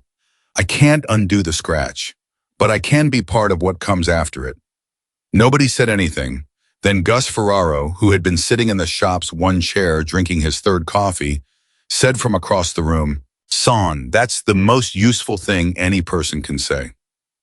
Sandra left at 1:15. She shook Claire's hand at the door and said, 10 days. You'll hear from us. I understand, Claire said. Miss Whitmore, Sandra said, and she stopped, and there was something in her face that was not foundation. Visitor professional, but was something more like what Gus had seen in his brother's face. Not entirely back, but present in a way that mattered. What you've built here is not a program. It's an argument. Claire looked at her. For what? That people can be restored, Sandra said. Not just motorcycles. She left. Claire stood in his doorway and watched her rental car pull out of the lot and then stood there a moment longer. In the October light that came in sharp and clear and showed everything exactly as it was. Marcus appeared behind her. Well, he said. 10 days, she said. Is that good? I don't know, she said, but it's what we have. She turned back into the shop. The four young men were still at their stations. Daniel had been right about the brake assembly. He'd figured it out in the last 20 minutes of the visit, quietly without announcing it, just fixed the problem and moved on. Delacroix was back at the Sportster. Carlos was inventorying parts with the focused quiet that she'd come to recognize as his version of being completely absorbed. Brett was doing something careful to a carburetor with the same slow precision he brought to every task. She looked at all of them. She thought about what Sandra had said, that the shop was an argument that people could be restored. She thought about her father and his hand flat against the tank of the Road King, saying every mile I ever rode, every time I didn't give up. She thought, this shop is the same thing. Every bike in here carries someone something. Every person who walks through that door is carrying something. The work is just making room for it. She picked up a wrench. She went back to work. At 4:30, Ray called. How'd it go, he said. I don't know yet, she said. Give me more than that. She thought about Gus talking about tell me what you need. She thought about Lena Chu and the missing fingers, and she sees the rider. She thought about Delacroix standing at the tarp saying I can't undo the scratch, but I can be part of what comes after. I think it went like us, she said. What does that mean?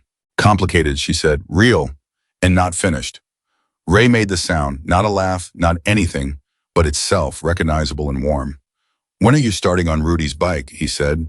She looked at the tarp. 10 days, Sandra had said. You'll hear from us. Soon, Claire said, when the time is right. You'll know, Ray said. I'll know, she agreed. She hung up and looked at the covered Harley for a long moment, and then she looked away, and she kept working, because the work was always the answer. And tomorrow Gus Ferraro was picking up his bike, and that was enough to make tomorrow worth getting to. Gus Ferraro picked up his bike on a Friday morning at 8 o'clock, and he didn't cry until he was already sitting on it. Claire had expected some kind of moment. She had seen enough of these handovers to know that they had their own shape, their own particular emotional architecture. The way funerals have a shape or weddings have a shape, the ceremony of the thing building to something that needed releasing. What she had not expected was that Gus would hold it together through the whole walkthrough, the explanation of the modified controls, the test of every function, the final check of the hand grip she'd rebuilt 4 times before it felt right, and then sit down on the seat, put both hands on the bars, and just stop. He sat there with his hands on the bars and his jaw working and his eyes on the middle distance in front of him. And the shop was completely quiet because Marcus had somehow understood that it needed to be quiet, and Daniel had understood. And even Delacroix, who had not yet learned to read every room but was getting better at it, had put down whatever he was holding and gone still. Gus didn't make a sound. His shoulders moved once. Just once. Then he breathed in hard through his nose and said to the handlebars, 4 years. Nobody answered. 4 years, he said again. And then he looked up and his eyes were red and he looked at Claire and said, tell me what I owe you. Parts cost, Claire said. Same as always. Claire, Gus. That's not Gus. She held his gaze. Get on the road. Come back and tell me how it felt. He looked at her for a long moment. Then he nodded, one slow, definitive nod that said everything the conversation had circled without landing on. And he started the engine. The sound filled the shop like something returning to where it had always belonged. Daniel was standing beside Claire when Gus pulled out. She heard the kid exhale beside her, slow and long, the exhalation of someone who had been holding something and didn't realize it until they let it go. That's what this is for, Daniel said. Not a question, a recognition. That's what this is for, Claire confirmed. She went back inside. She had work to do, but she stood at the workbench for a moment with her hands flat on the surface, the way her father used to stand with his hand on the tank of the Road King. And she felt the vibration of Gus's engine through the ground for just a few seconds more until the road took him.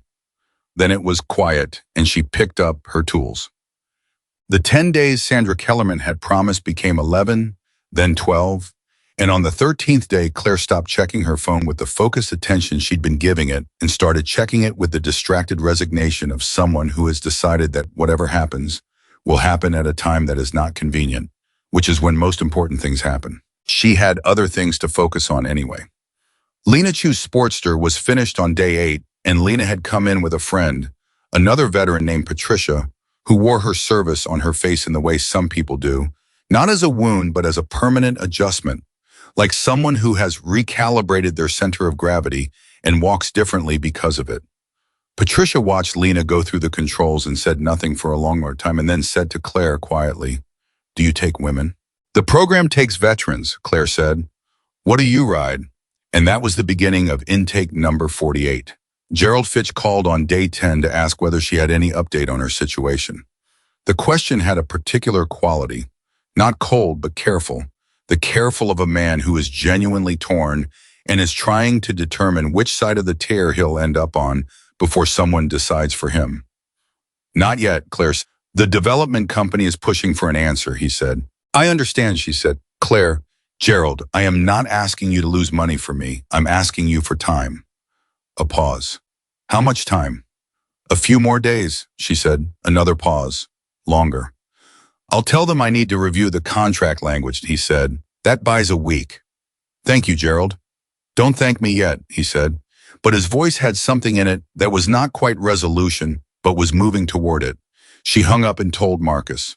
"A week," Marcus said. "A week," she confirmed. "That's enough?" "It has to be," she said. "Well." The call from Sandra Kellerman came on day 13 at 2:17 in the afternoon.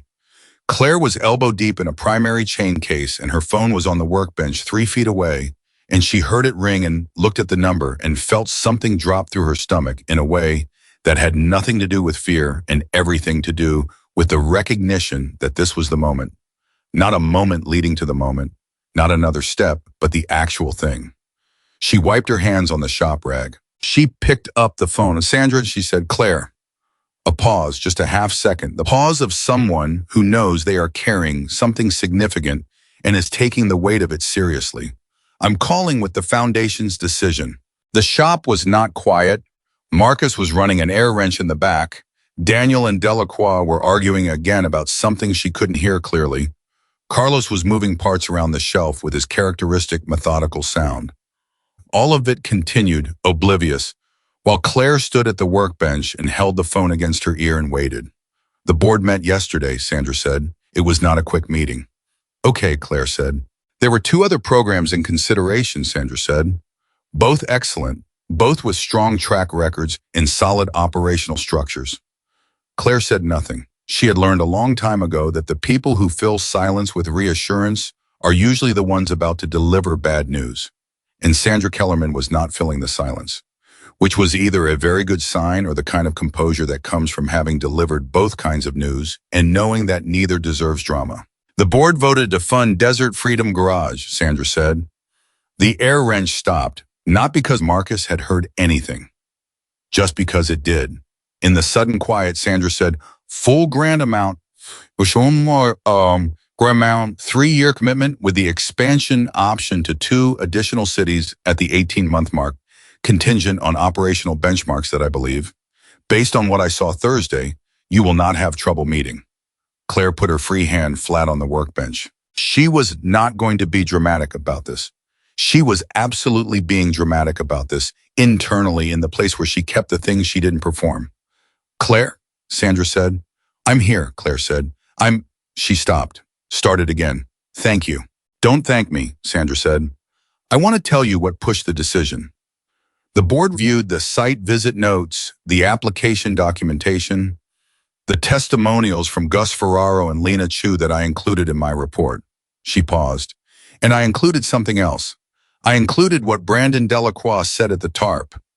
Claire was very still. I wrote it down verbatim, Sandra said. Word for word. I can't undo the scratch, but I can be part of what comes after. A pause. One of the board members, a retired Marine colonel who has been on this foundation for 9 years, read that and said, and I'm quoting him directly, fund it. This is the whole argument for everything we do, right here. Claire looked at the tarp in the corner, at the shape of her father's Harley underneath it. Tell that to Delacroix, Sandra said. He should know. I will, Claire said. Congratulations, Miss Whitmore, Sandra said. Build something that lasts. After she hung up, Claire stood at the workbench for a moment. Then she said, loud enough to carry across the shop, Marcus. The back went quiet. Yeah? He appeared in the doorway, she told him. The sound he made was not professional and not composed and was exactly right. Daniel looked up from across the shop with his mouth open. Carlos put down the part in his hand. Delacroix stood very still, looking at her and said, The shop is safe? The shop is safe, she said. Something moved across his face that she had not seen there before. It was not relief exactly, and it was more specific than that. It was the look of someone who has been afraid, for longer than they admitted, that the damage they caused was permanent and total, and who has just learned that permanence is not the same as finality. She crossed the shop to where he was standing. She said, as Sandra told me what pushed the decision. He looked at her. What you said at the TARP, she said. She included it in her report. A retired Marine colonel read it and told the board to fund us. Delacroix stared at her. What I said, he repeated. Word for word, she said. I can't undo the scratch, but I can be part of what comes after. He looked at the TARP. He looked at his hands. He put them in his pockets, and she could see the effort it took him to keep his face level, and she decided to give him the dignity of not watching too closely. And she turned back to the shop and said, All right, we've got work to do. She called Ray from the parking lot because some things needed air around them. He picked up before the second ring. Tell me, he said. She told him. He didn't make the sound this time. He was quiet for a long moment, the quiet of someone letting something real land without rushing past it. Rudy, he said finally. Just the name. Just that. I know, she said. He would have been, Claire, he would have been. I know, Ray. A long pause. When are we starting on the bike, he said, and she knew when. She had known since Sandra said build something that lasts, had known it the way you know things that arrive not as decisions but as recognitions, something that was already true becoming visible. Tomorrow morning, she said, 6 o'clock, before anyone else gets here. I'll bring coffee, he said. Bring the good stuff, she said, not the gas station kind. Rudy drank gas station coffee his whole life. Rudy is not here to defend that choice, she said. Ray laughed, a real one, the kind that comes from somewhere deep and old and true. She heard 40 years of friendship in it. She heard her father in it, refracted through the person who had known him longest and most honestly. 6 o'clock, Ray said. I'll be there at 5:50. She knew he would. She called Gerald Fitch next. He picked up on the third ring with the careful hello of a man braced for continued difficulty. Gerald, she said, I have the funding. A pause. The grant came through? The grant came through, she said. Full amount, 3-year commitment. Another pause, longer. Claire, he said. Then nothing after that for a moment. Then, my mother would have loved this. I know, she said. She talked about you, about your father first, and then you.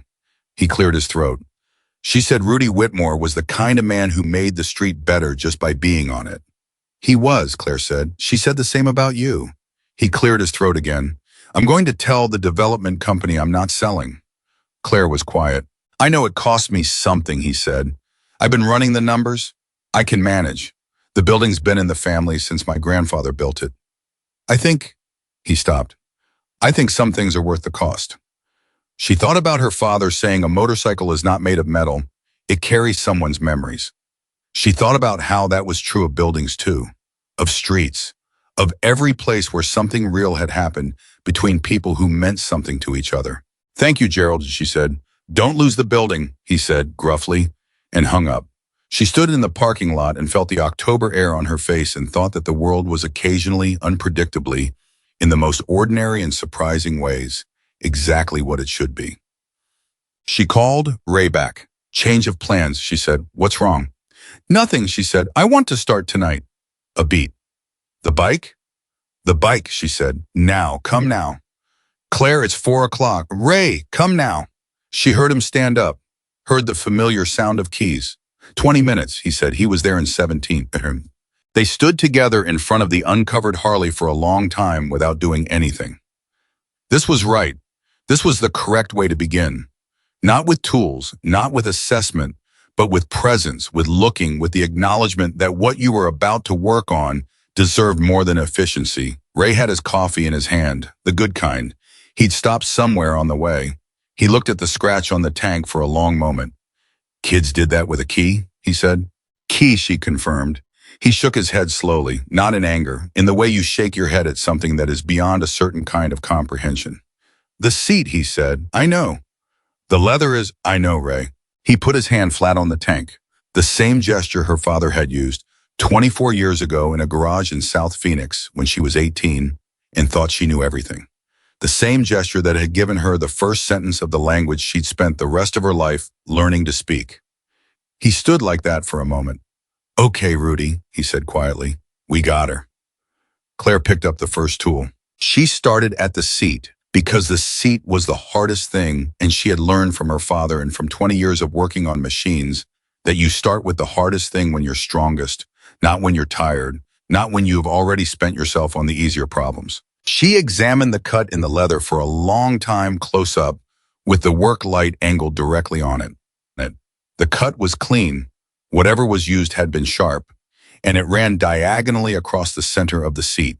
The leather itself was original, 40 years old, dried to a specific texture that modern leather didn't have, that you couldn't replicate with new material because the process of being ridden for 40 years was not something you could manufacture.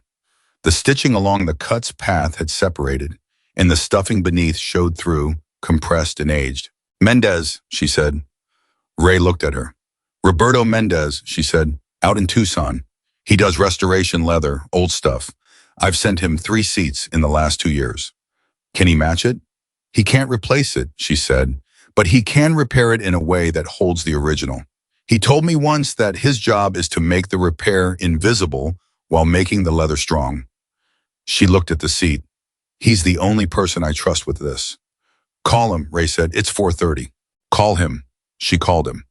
Roberto Mendez answered on the second ring, and when she described the seat, the age of the leather, the nature of the cut, he was quiet for a moment and then said, Bring it to me, this weekend. I want to see it in person before I tell you what's possible. What if it's not repairable, she said. Everything is repairable, Roberto said. The question is whether the repair tells the right story. A pause. Bring it to me. She hung up. Tucson this weekend, she said to Ray. I'll ride with you, he said. You don't have to. Claire. He looked at her over his coffee cup. Rudy rode with me when Linda left the first time. He drove 12 hours round trip to sit with me in a parking lot outside a bar in Flagstaff and make sure I didn't do something I couldn't undo. He paused. Tucson is 2 hours. I'll ride with you. She looked at him. Okay, she said. They worked through to the evening, not on everything, not trying to solve the whole bike in one session, but doing what the first session was for, assessing completely, documenting what needed what, making the ordered list that would become the weeks of work ahead, the mirror bracket, the paint on the tank, the seat to Tucson, the fuel line that had a small crack she'd noticed 3 months before the parking lot and had meant to address and hadn't, the chrome on the exhaust that the parking lot incident had chipped along the lower edge. She cataloged everything. She was good at this, at seeing the whole scope of the damage before beginning, at not flinching from it. Her father had taught her this too. Don't look away from what's broken, he'd said. Looking away just means you will be surprised later. Look straight at it. Know exactly what you're dealing with. Then start. She looked straight at it. She knew exactly. Then she started. 3 weeks later, Roberto Mendez called her on a Tuesday. Come get your seat, he said. She drove to Tucson alone early before the shop opened. Ray had offered. Marcus had offered. Daniel, who had in the past month begun showing up to the shop on weekends voluntarily, without being asked, to work on his own with a manual and whatever project Claire left accessible, had offered to come along in the way young people offer things when they want to be part of something without quite knowing how to say that. She went alone. Roberto's shop was small and specific, the shop of a man who had spent his life doing one thing with the kind of depth that turns a skill into an art. He had the seat on the workbench when she arrived, and he stepped back when she came in, the way craftsmen do when they're presenting something they know is right and want the other person to see it without their voice in the way. She stood in front of it. The repair was there. She could see it, not because it was obvious, but because she knew the seat well enough to see the seam line that hadn't been there before, the specific shade of the thread that was a near match but not a perfect match, the slight difference in surface texture where the new work met the old. But the leather was whole. It was the same leather, the same 40 years, the same stitching her father had put in himself along the edges, untouched, still holding. The cut was closed. The seat was not as it was the night of the parking lot. It was as it was before the parking lot, with one addition, a repair that told the story of what had happened to it and had been survived. She ran her finger along the repair line. The thread is as close as I could get, Roberto said. The original thread is a waxed cotton that hasn't been manufactured in 20 years. I have a supplier in New Mexico who finds old stock. It's right, she said. It's honest, he said. It doesn't pretend the damage didn't happen. It shows that the damage was addressed. She looked at it for a long moment. Roberto, she said, what do I owe you? He told her a number that was less than she expected. She looked at him. My grandfather was a veteran, he said. He didn't have anybody like you when he came back. He turned away, back to his bench. Take it. She took it. She drove back to Phoenix with her father's seat on the passenger seat of her truck, buckled in with a seatbelt because she was not taking any chances. And she talked to it the way people talk to things that carry the people they've lost. She said the things she hadn't gotten to say enough when he was alive. Not the dramatic things, not the speeches, but the ordinary things, the day-to-day accumulation of a daughter and a father, all the small dailies that stop when someone is gone, and that you miss more than the large moments, because the large moments are finite and the small ones were supposed to go on forever. She told him about the parking lot. She told him about Ray and the 51 bikes. She told him about Gerald Fitch and Sandra Kellerman and a retired Marine colonel she'd never met who had read Brandon Delacroix's words and told a board to fund something important.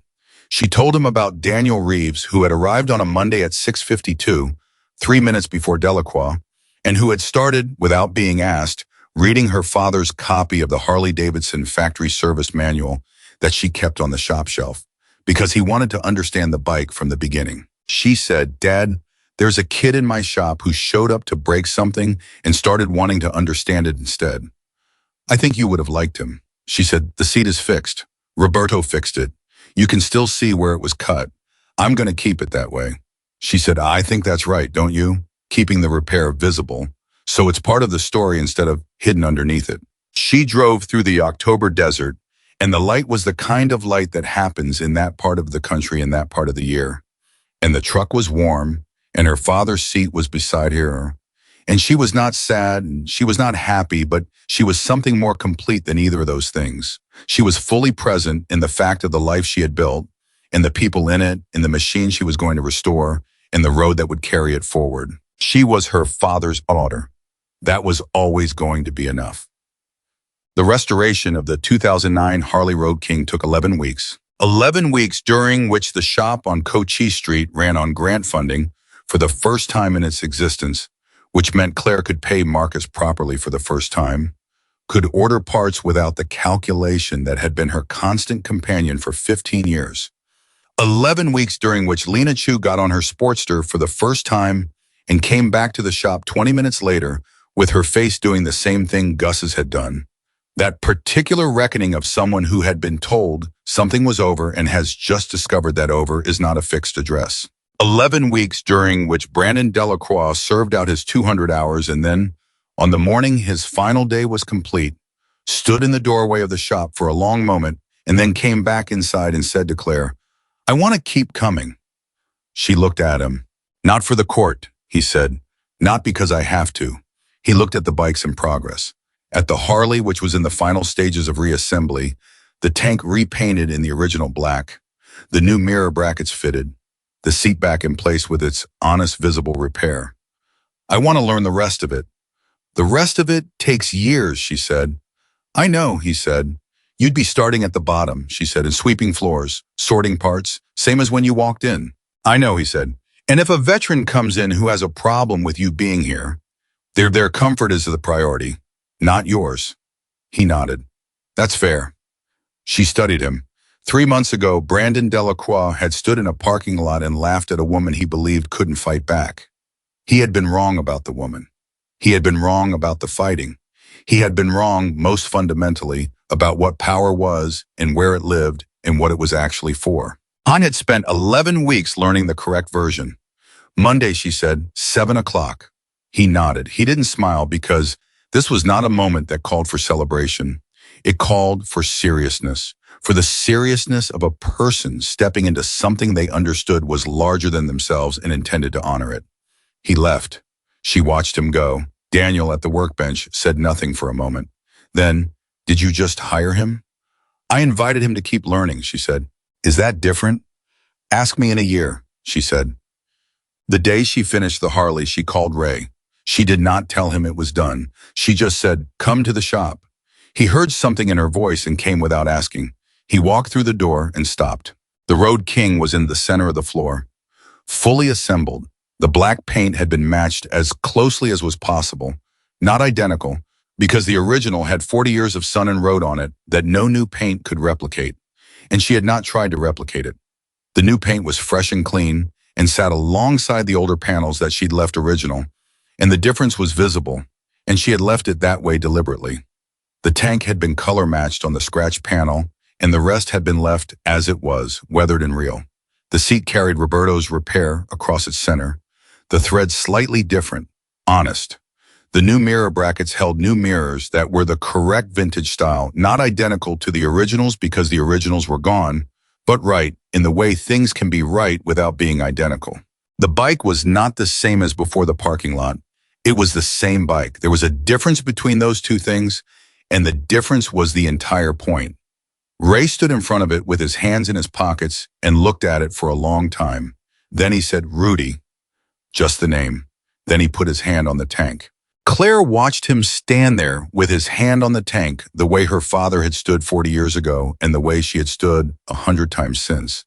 And she thought about what Sandra Kellerman had said, that the shop was not a program, but an argument, that people could be restored, not to what they were before, but to themselves, with the damage made honest and the repair made strong, and the road still ahead of them.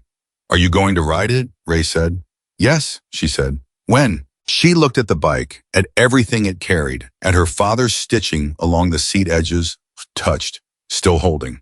At the mark on the tank that wasn't quite a mark anymore, but wasn't quite gone either.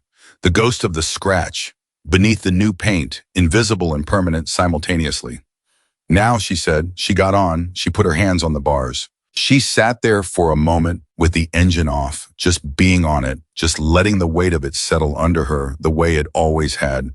The specific balance of this particular machine that she had known since she was a girl, watching her father mount it with the easy confidence of someone completely at home in one place in the world. She started the engine. The sound it made was the same sound it had always made. Engines don't change when the chrome chips or the paint scratches or the mirrors break. The engine is the engine. The heart of the thing runs on regardless. She looked at Ray. He was smiling, not the almost smile, the real one. She pulled out of the shop and onto Cochise Street, and then she rode the way her father had ridden, the way she had always ridden, not to get somewhere in particular, but because the road was its own reason.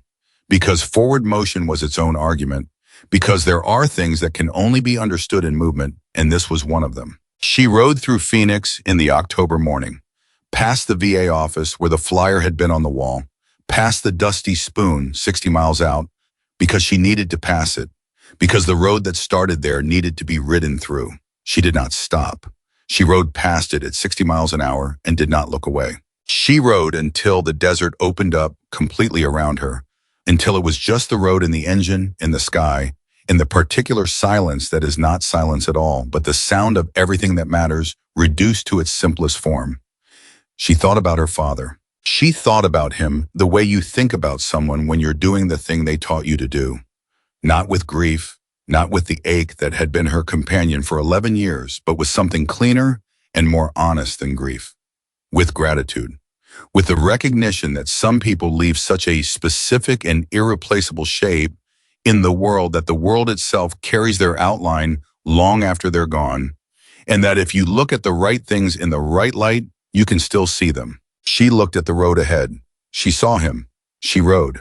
And the Harley Road King that was not made of metal but of memories, of every mile and every refusal to quit, and every morning that had to be gotten through, and every lesson passed from a father to a daughter in a garage that smelled like oil and possibility, carried her forward exactly as it was always built to do, on the road that had no end, in the light that was her father's and hers and everyone's, who had ever understood that freedom is not given and cannot be destroyed, only interrupted, and that the people who understand this are the ones the road belongs to. That was the truth of Claire Whitmore. That was what 4 young men had accidentally introduced to the world when they touched something they believed was just a bike. And the world, once it knew the truth, did not forget it.